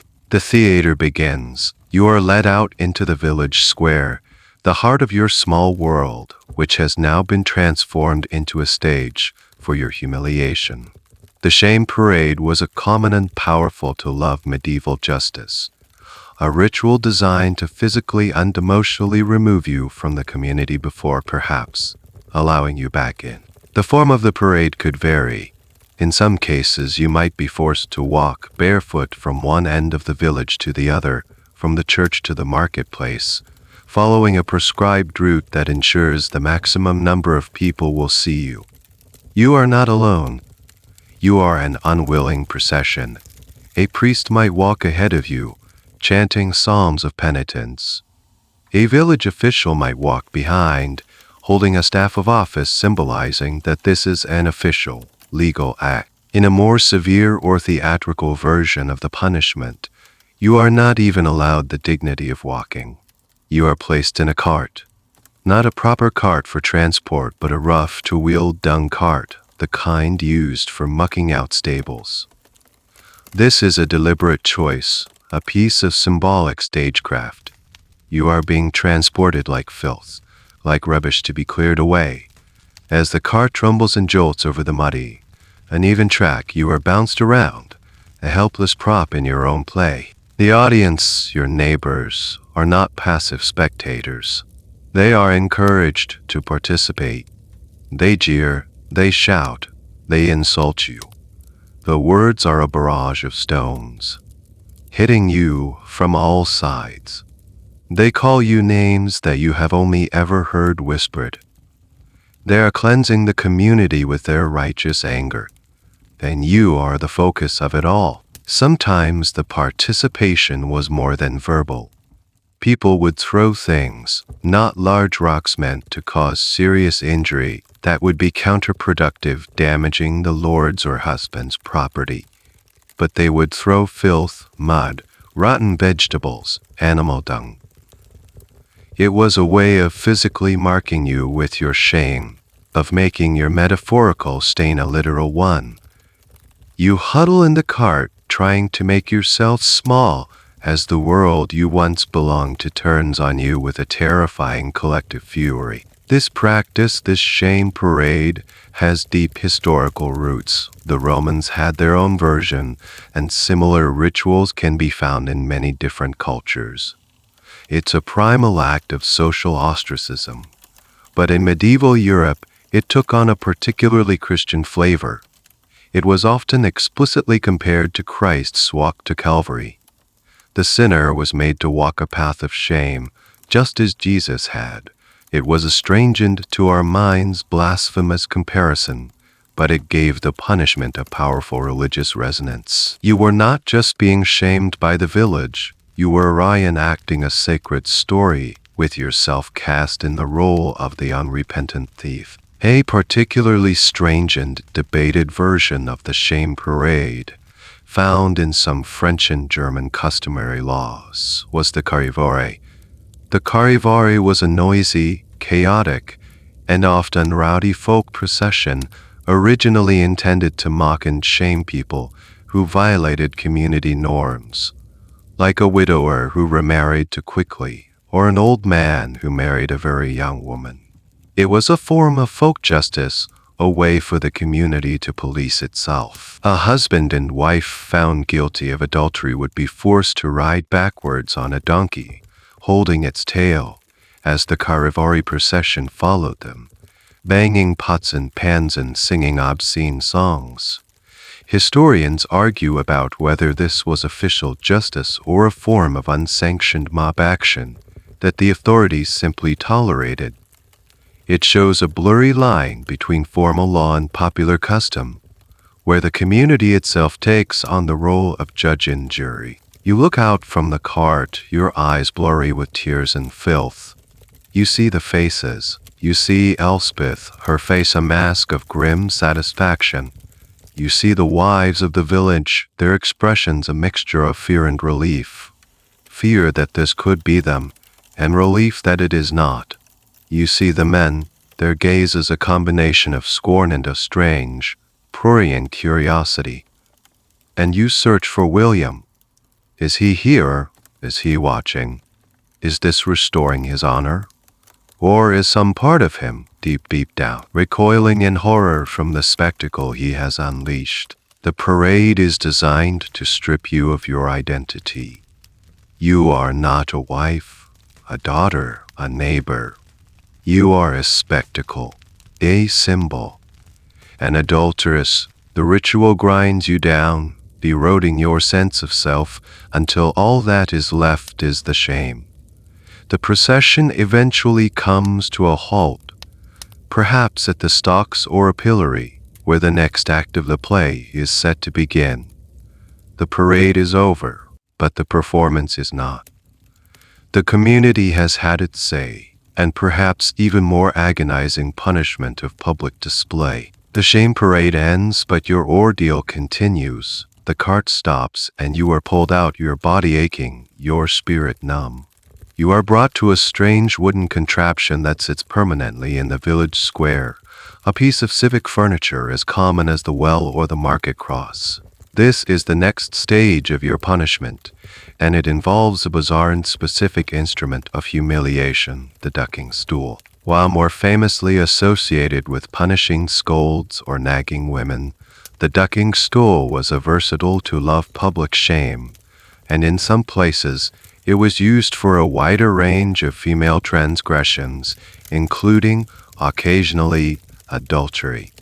Its logic was a strange brew of folk belief, pseudoscience, and straightforward cruelty. The apparatus itself was an imposing thing.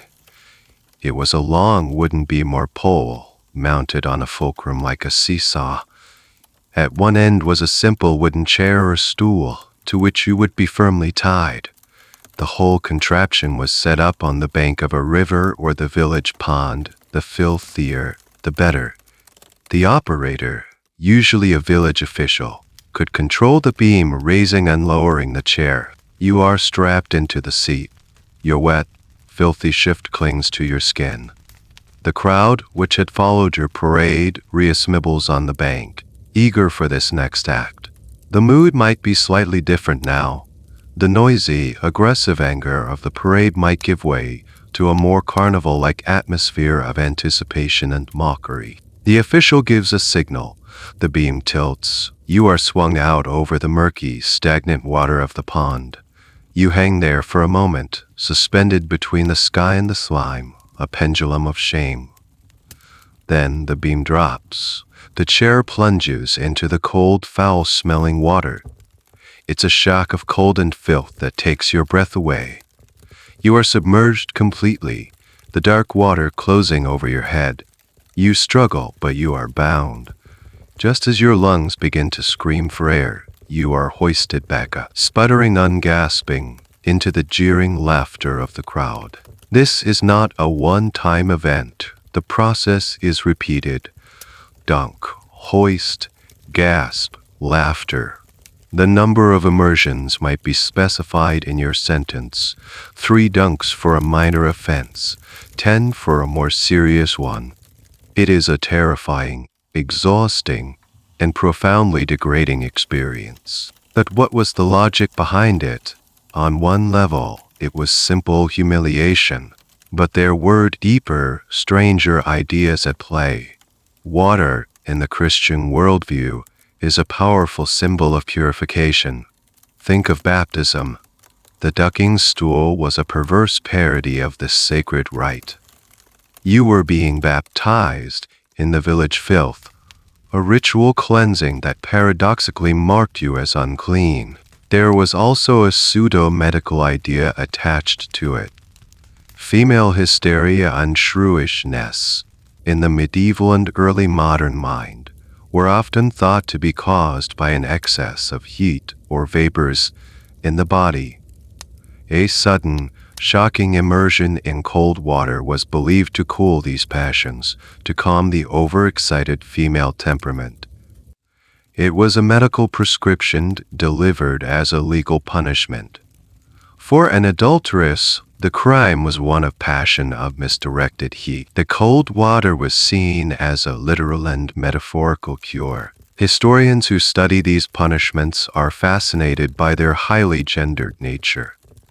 You would almost never see a man put in a ducking stool. Men's punishments tended to be different. The stocks, fines, whipping. The ducking stool was a tool specifically designed for the correction of women. It targeted them in a way that played on fears of drowning, helplessness, and exposure. One of the most obscure and debated details about the ducking stool is its name. It was sometimes called a CUC King stool, which sounds very similar. Some etymologists argue that CUC King has no connection to cuckold, but rather comes from an old word for defecation, referring to the fact that it was literally a toilet chair used for public shaming. Others believe the linguistic similarity is not a coincidence, and that the CUC King stool was indeed linked to the punishment of female sexual misconduct, the tool to shame the woman who made her husband a cuckold. The true origin of the word is lost to time, a puzzle for historical linguists. As you are hoisted up for the final time, dripping, unshivering, covered in weeds and pond slime, the crowd's laughter rings in your ears. You have been ritually cleansed, publicly cooled, and thoroughly humiliated. You have been transformed from a person into a cautionary tale. The purpose of the ducking stool was not to injure you physically, but to drown your pride, to wash away your sense of self, and to leave you as a blank slate upon which the community could reassert its authority. You were brought back to the bank, untied, and left to collapse in a heap of sodden misery. The show is over, but the consequences are just beginning. The water from the pond is still dripping from your hair, forming little muddy puddles at your feet. The laughter of the crowd has subsided into a low murmur. The theatrical part of your punishment is over. Now comes the cold, hard legal reality. The sentence is formally read out, a list of consequences designed not to fit your crime, but to repair the damage you have done to the social fabric, specifically to the honor of your husband. First, there are the fines. Justice, after all, is not free. Someone has to be compensated. A portion of the fine will go to the lord of the manor or to the church as payment for their trouble in administering justice. But the largest portion will likely go to one person, William. This is not alimony or a divorce settlement. This is damages. You have damaged his property, his reputation. The fine is the official, monetary calculation of that damage. The irony is brutal. The money to pay the fine will almost certainly come from your own family. Your father, who once proudly negotiated your marriage contract, will now have to negotiate your punishment. He will have to sell a pig or promise a portion of his next harvest to pay for the shame you have brought upon his name and to compensate the man he once called his son-in-law. It's a transaction that undoes the one that started this whole story. Next comes the question of your marriage itself. Will you be allowed to return to William's house? This is a complex issue, and the answer varied wildly depending on local custom and law. The church, for its part, was generally against divorce. Marriage was a sacrament. What God has joined together, let no man put asunder. They might grant a legal separation, what was called a divorce from bed and board, a mensa et thoro, which meant you were still legally married but together. You were forbidden from ever remarrying as long as your spouse was alive. You would be in a state of permanent limbo, neither a wife nor a widow. William, however, might have other ideas. He might not want you back. Having a convicted adulteress under his roof might be a constant, living reminder of his shame, no matter how many times you were paraded through the village. In some secular legal codes, a husband had the right to put away a wife found guilty of adultery. He could, in effect, fire you from your job as his wife. What would happen to you then? Your future would be bleak. You might be sent back to your father's house in disgrace, an extra mouth to feed and a source of perpetual shame for your family. Or, if they would not have you, you could be cast out entirely, forced to rely on the charity of the church or to find a place in the margins of society. Your life as a respectable woman would be over. And what about the dower? That life insurance policy that William's family promised you. The right to a small strip of land if he died. That is now forfeit. By breaking the marriage contract, you have voided its terms. You have lost your security, your safety net. One of the strangest and most debated legal consequences of adultery was something called the AV out, RIE. In some parts of medieval England, a legal concept evolved where the lord of the manor claimed the right to collect a fine not from the woman, but from her lover. The logic was that the adulterous act had, in a strange feudal sense, poached on the lord's territory as all his subjects were under his jurisdiction and protection. More cynically, it was probably just another way for lords to make money for lords to make money. Records show lords levying hefty fines on men for committing adultery with the wives of their vassals. This turned the crime, once again, into a financial dispute between two powerful men, with the woman as the silent cause. But since Thomas, your lover, is long gone, this is not an option. The financial burden falls back on you and your family. The sentence is designed to erase the stain on William's honor by systematically dismantling your life. Your social standing is destroyed by the public shaming. Your economic future is destroyed by the fines and the loss of your dower. Your identity as a wife is destroyed by the legal separation or casting out. You are being unmade. As you stand there, shivering and disgraced, you understand the final, terrible logic of the system. Your punishment is not about you. It was about restoring his reputation, reaffirming his control. and demonstrating to the world that he is a man whose property rights are to be respected. The law has used your body and your life as a tool to rebuild his honor. Your sentence is the final, bloody hammer blow that puts the last nail in the coffin of your old life. The repair work on William's reputation is now complete. In most cases, the story would end there with public shame, financial ruin, and a life lived in the margins. For a common crime of adultery, this was the usual and brutal extent of the law's reach. But there were circumstances, rare and terrible, where the punishment could escalate, where the system demanded more than just your reputation. It could demand your life. This was not the norm. It's important to understand that. The image of medieval Europe as a place where every adulterous woman was immediately put to death is an exaggeration. A woman was, after all, a valuable piece of property. She was a worker, a potential mother of legitimate children if she were to be forgiven, and an integral part of the household economy. Killing her was often an act of last resort, an economically foolish move. However, the death penalty for adultery existed in the law books. It was a ghost from an older, harsher time, inherited from Roman law and the even more ancient codes of the Near East. In those societies, a woman's fidelity was a matter of absolute, life or death importance. The medieval church, with its emphasis on forgiveness and penance, had softened many of these older customs, but it had not entirely erased them. The possibility, however remote, still lingered. So what could cause a case to escalate this ultimate, final punishment?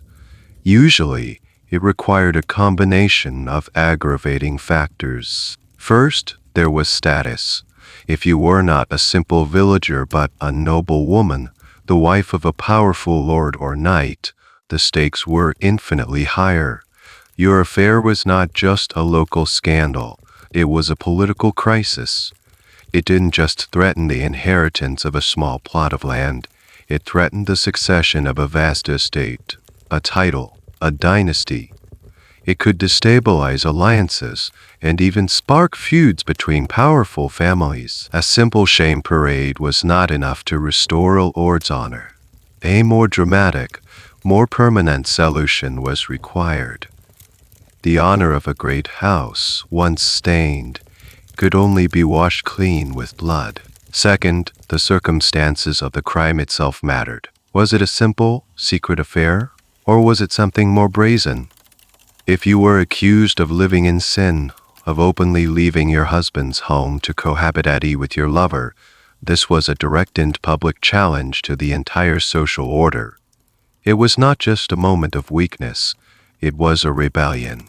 This level of defiance could provoke a much harsher response. Another aggravating factor was the involvement of another crime.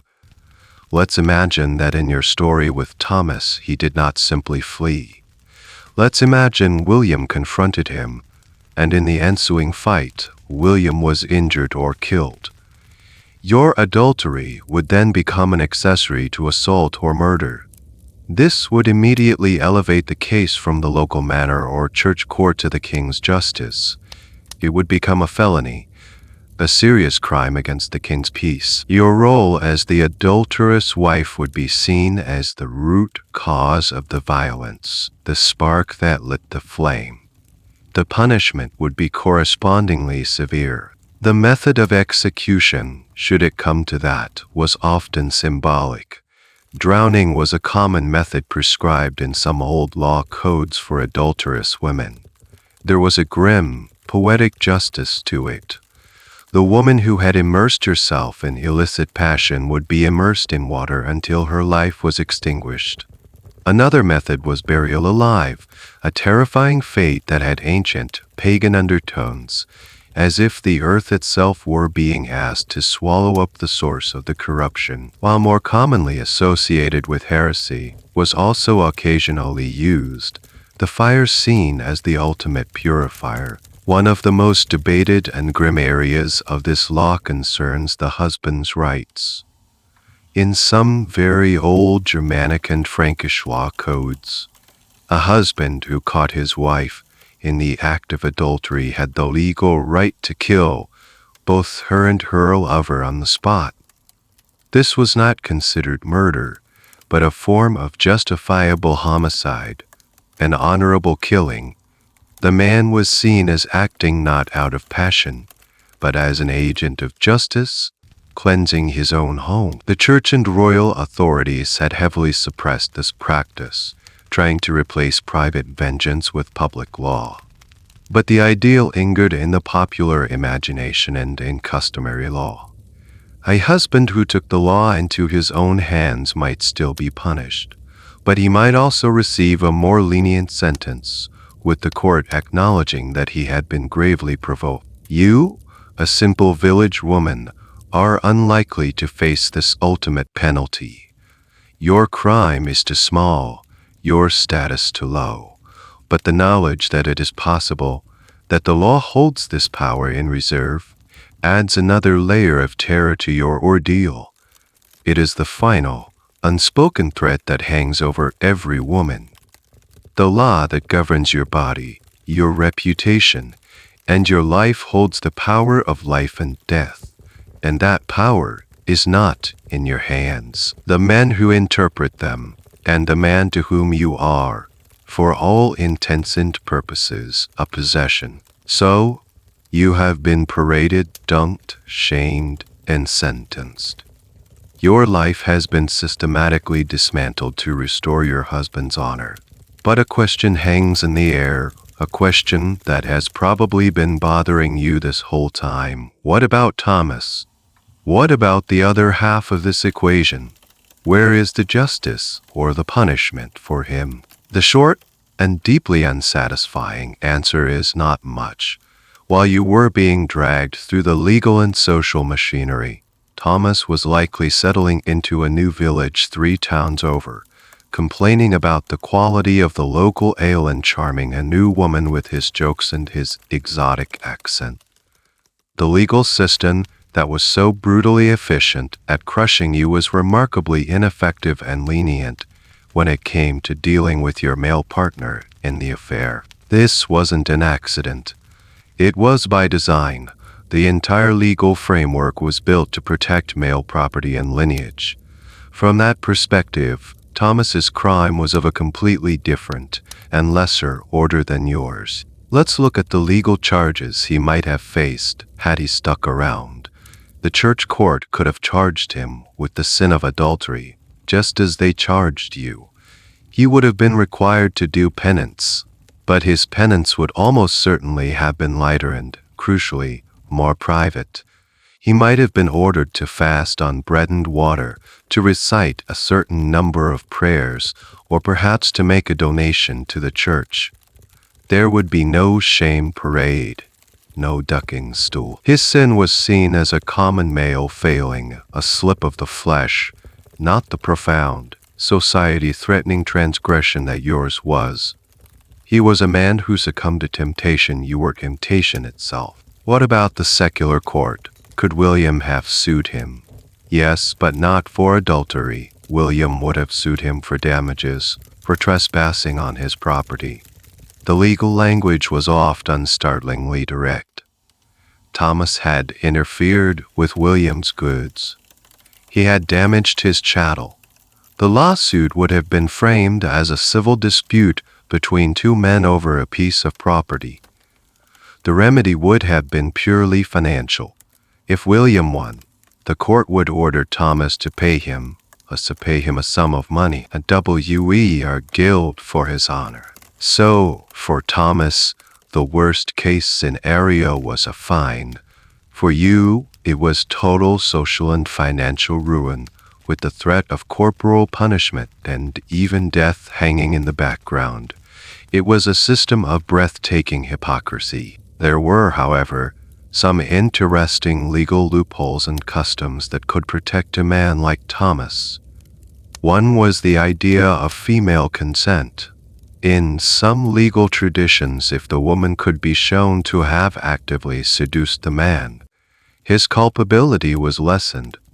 If he could prove, or if the court simply assumed, that you had enticed him, he was seen as less of a predator and more of a victim of feminine wiles, since the entire system was already predisposed to view you as the daughter of Eve. This was an easy argument to make. Another factor was the man's word against the woman's. In almost any medieval court, the oath of a man was considered more valuable than the oath of a woman. Some legal codes were explicit about this, stating that a woman's testimony needed to be corroborated by a male witness to be taken seriously. So if it came down to a he said, she said situation, he would almost always be believed. He could simply swear an oath that he was innocent, perhaps with the help of a few oath helpers, and the case against him might be dismissed. You, on the other hand, had no such advantage. One of the most curious and debated aspects of this double standard appears in some Scandinavian law codes from the Viking and early medieval periods. These laws sometimes gave a man a strange kind of out. If he was accused of fathering an illegitimate child, he could publicly disown it in a ritual ceremony. He would declare that the child was not his, and the matter would be legally closed. The woman and her fatherless child would be left to fend for themselves. It was a simple and effective way for a man to escape the consequences of his actions. So, Thomas walks free. He might have to keep a low profile for a while, but his life, his ability to work, his reputation as a skilled mason are all fundamentally intact. He carries no stain, no shame. The entire weight of the transgression has been placed on you.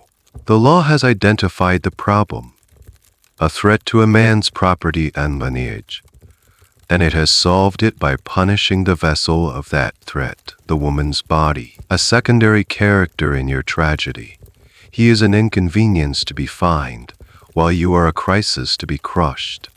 The scales of justice were not just unbalanced. They were calibrated from the start to weigh a woman's life as feather light compared to the heavy gold of a man's honor. Our story has so far been one of relentless, grinding inevitability. You, a woman of the common class, work out in the gears of a machine designed to crush you. But what if the story were different? What if you weren't the wife of William the farmer, but the wife of Sir Reginald the knight, or Lady Eleanor, the daughter of a wealthy merchant? In the rigidly hierarchical world of the Middle Ages, the law was not a single, monolithic entity. It was a multi-layered system, and wealth, status, and power could bend its rules, sometimes to the breaking point. The power of a purse or the influence of a great name could change the entire trajectory of an adultery accusation. It didn't necessarily mean you would get away with it scot-free, but it opened up a world of options and alternatives that were simply unavailable to a peasant woman.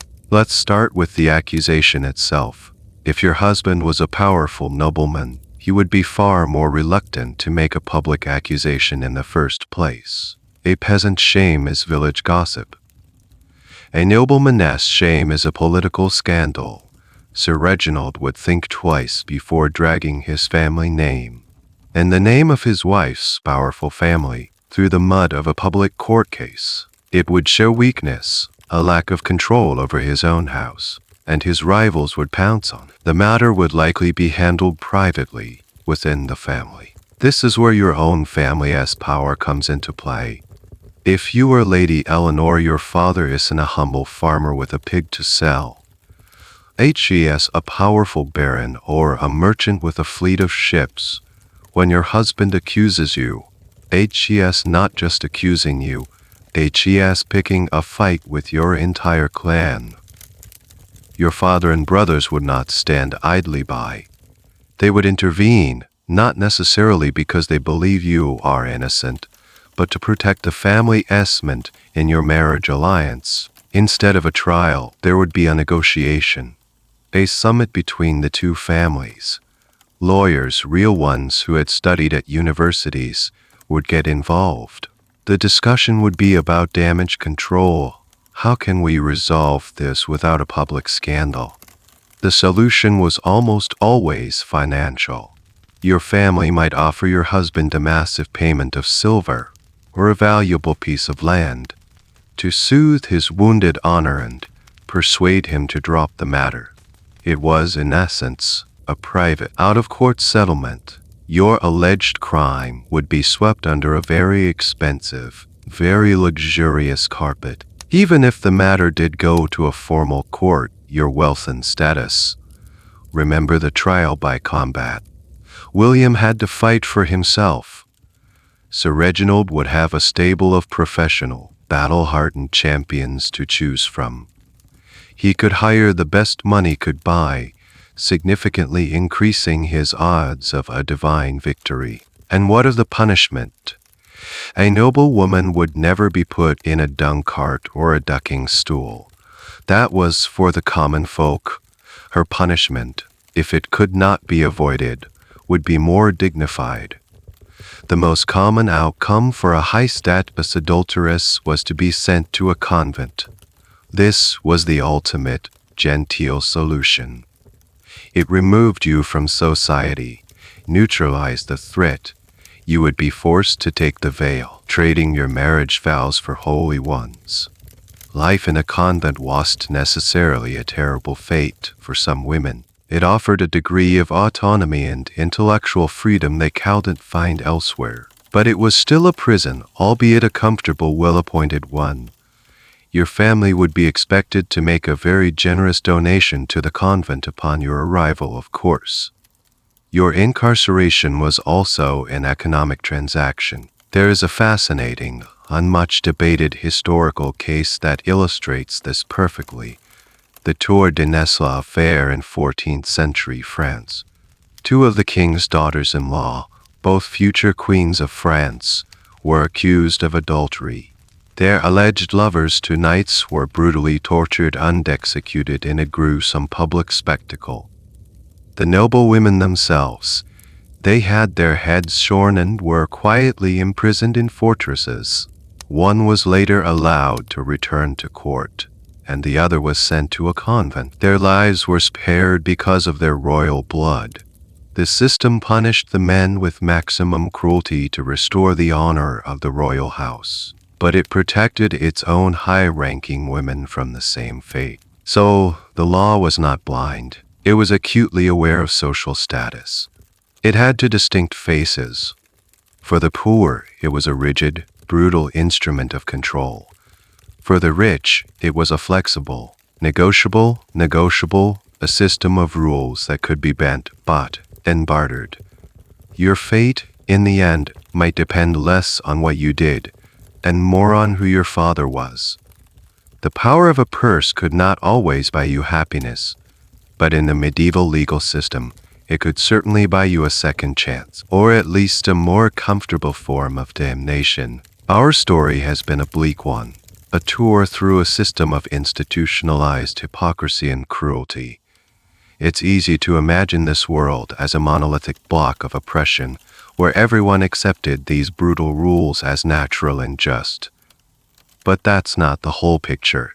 Even in the darkest corners of this narrative, there were faint glimmers of light, quiet voices of dissent, individuals who looked at the system and saw not divine justice, but human cruelty. Finding these voices is difficult. They were not revolutionaries staging protests in the village square. They were often men of the establishment, theologians, lawyers, priests who were working within the system, but pushing at its edges, questioning its more brutal assumptions. Their dissent was not a roar, but a scholarly whisper, a footnote in a legal text, a compassionate sermon in a local church. One of the most significant sources of this dissent came, paradoxically, from within the church itself. While the institution as a whole often upheld the patriarchal order, some of the most influential thinkers began to chip away at the legal double standard. The great 12th century scholar Peter Lombard, for instance, argued forcefully in his highly influential sentences that the sin of adultery was entirely equal for men and women. He dismissed the old property-based arguments, stating that in the eyes of God, the violation of the marriage vow was the true crime, and it was a violation regardless of who committed it. His work was studied by every theology student for centuries and helped slowly shift the theological consensus towards a more egalitarian, if still deeply moralistic, view of marital fidelity. Another important voice was that of Gratian, a monk and legal scholar whose Decretum became the foundation of canon law. While much of his work reinforced traditional views, he also insisted on the importance of consent in marriage and argued against a husband's absolute right to kill an adulterous wife. He was trying to tame the wild, vengeful folk justice of the old Germanic codes and replace it with a more rational, controlled legal process. He argued that justice belonged to the court, not to the enraged husband. This was a crucial step in moving from private vengeance to public law. Beyond these famous scholars, we can find hints of compassion at a local level. In surviving court records, you can sometimes find a priest or a bishop intervening to argue for a lighter sentence. They might argue that the woman was young and foolish, or that she was coerced, or that her husband was known to be cruel to her. These were small acts of mercy, attempts to introduce a sense of equity and individual circumstance into a system that preferred rigid, one-size-fits-all punishments. They were not questioning the sin of adultery, but they were questioning the automatic, brutal response to it. There were also dissenting voices from the world of secular literature. The Romance tradition, the very stories of courtly love that the church so disapproved of, often presented a very different view of adultery. In the tales of Lancel, often portrayed as tragic, sympathetic figures, empathetic figures, victims of a love so powerful it transcends human law. While these stories were fantasies for a noble audience, they introduced a powerful new idea into the culture, the possibility that love, not legal contracts, could be the most powerful and legitimate bond between two people. This was a radical, subversive idea that directly challenged the property-based model of marriage. Historians still debate the real-world impact of these dissenting whispers. Did the arguments of a theologian in Paris really change the mind of a reeve in a small English village? Probably not directly. The machinery of customary law had a powerful momentum of its own. But these ideas seeped into the culture slowly over generations. They created a kind of moral and intellectual tension. The old, brutal system, which had once seemed as natural as the rising sun, now had to be defended and justified against a new set of ideas about equality, consent, and love. One of the most compelling and mysterious whispers of dissent comes from the women themselves. Since most women were illiterate, their voices are almost entirely absent from the historical record. But we occasionally find them. In some court cases, we see women arguing back, defending themselves with surprising wit and courage. There are records of women who successfully sued for legal separation from abusive husbands. There are folk songs and poems of unknown authorship but likely part of a female oral tradition that speak of men's foolishness and women's cleverness. These are just fragments, whispers in a gale, but they are evidence of a spirit that was not entirely crushed. They are reminders that the women at the center of these stories were not just passive victims. They were human beings who, in their own small, often invisible ways, resisted. They questioned, and they endured. The world we have been exploring, with its ordeals and shame parades, feels ancient, alien, unsealed in the past. But systems like this don't just vanish overnight. They erode, like a great stone cliff face. They are worn down over centuries by the slow, persistent waves of new ideas. The cracks in the foundation of this brutal legal hypocrisy began to show with the dawn of a new era, an era we now call the Renaissance. This rebirth was not a sudden event. It was a gradual, messy, and profound shift in how people, particularly the educated elite, saw the world and their place in it. One of the most powerful new ideas was humanism. Renaissance humanists, rediscovering the classical texts of Greece and Rome, began to place unhuman potential, human dignity, and human experience. They started to see humanity not just as fallen sinners waiting for the afterlife, but as beings of immense worth and capability in this life. This new focus on the individual began to subtly undermine the old, collective, property-based worldview. If the individual has inherent dignity, then perhaps a person, even a woman, is more than just a piece of property or a link in a dynastic chain. Perhaps her inner life, her feelings, her personal happiness have some value. This was a revolutionary thought, and it began to clash with a legal system that treated you, an adulterous wife, as a defective asset. At the same time, the legal world itself was becoming more professional, more bureaucratic, and in some ways more rational. The decline of the ordeal and trial by combat, which the Church had kick-started back in 1215, forced secular courts to develop new, more reliable ways of determining truth. This led to a greater reliance on evidence, sworn testimony, and reasoned argument. The role of the trained lawyer became more and more important. Justice was slowly moving from being a divine lottery to a human science. This didn't automatically make the system fairer for women. Lawyers could be just as biased as anyone else. But it did mean that cases were more likely to be argued on their merits, rather than on the outcome of a brawl or the healing of a burn. Another huge crack in the old foundation was the Protestant Reformation in the 16th century. The Reformers, challenging the authority of the Catholic Church, had a new perspective on marriage. They rejected the idea that it was a holy sacrament that made priests and celibacy superior. Instead, they celebrated marriage as the ideal state for all people, the bedrock of a godly society. They placed a huge emphasis on the companionship and mutual affection between a husband and wife. This was a radical departure from the old transcational model. However, the Reformation was a double-edged sword for women. While it celebrated marriage, it also often reinforced the husband's role as the absolute head of the household, the priest of his own family.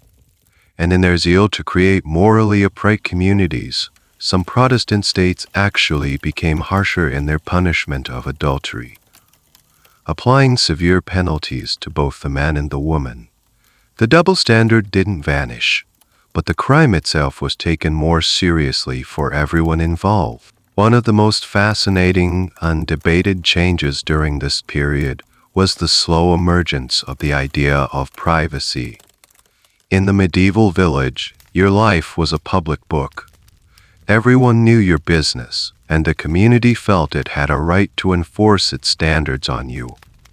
But with the growth of cities, the rise of a merchant class, and the development of new kinds of domestic architecture, houses with separate rooms, the concept of a private, family sphere began to take root. The idea that what happened between a husband and wife behind closed doors was their own business, not the community's, was a slow-growing but powerful seed.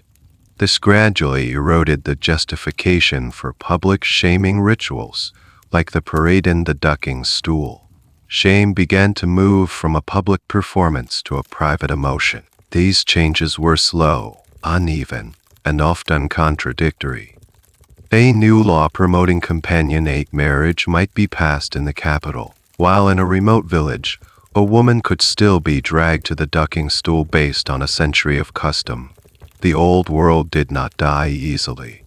It fought back, clinging to its traditions, but the cracks were undeniable. The intellectual and social foundations of the system that condemned you, the system based on the idea that you were merely property, that your body was a public vessel for a man's honor, that God would intervene to show your guilt, were crumbling. The tide of history was turning, and a new, though not necessarily perfect, world was slowly, painfully being born. And so we leave you.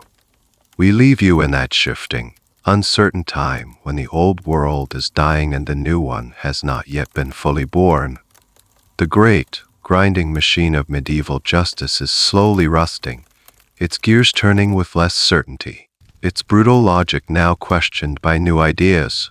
But the echoes of that machine, the deep grooves it wore into the landscape of our culture, can still be found if you look closely.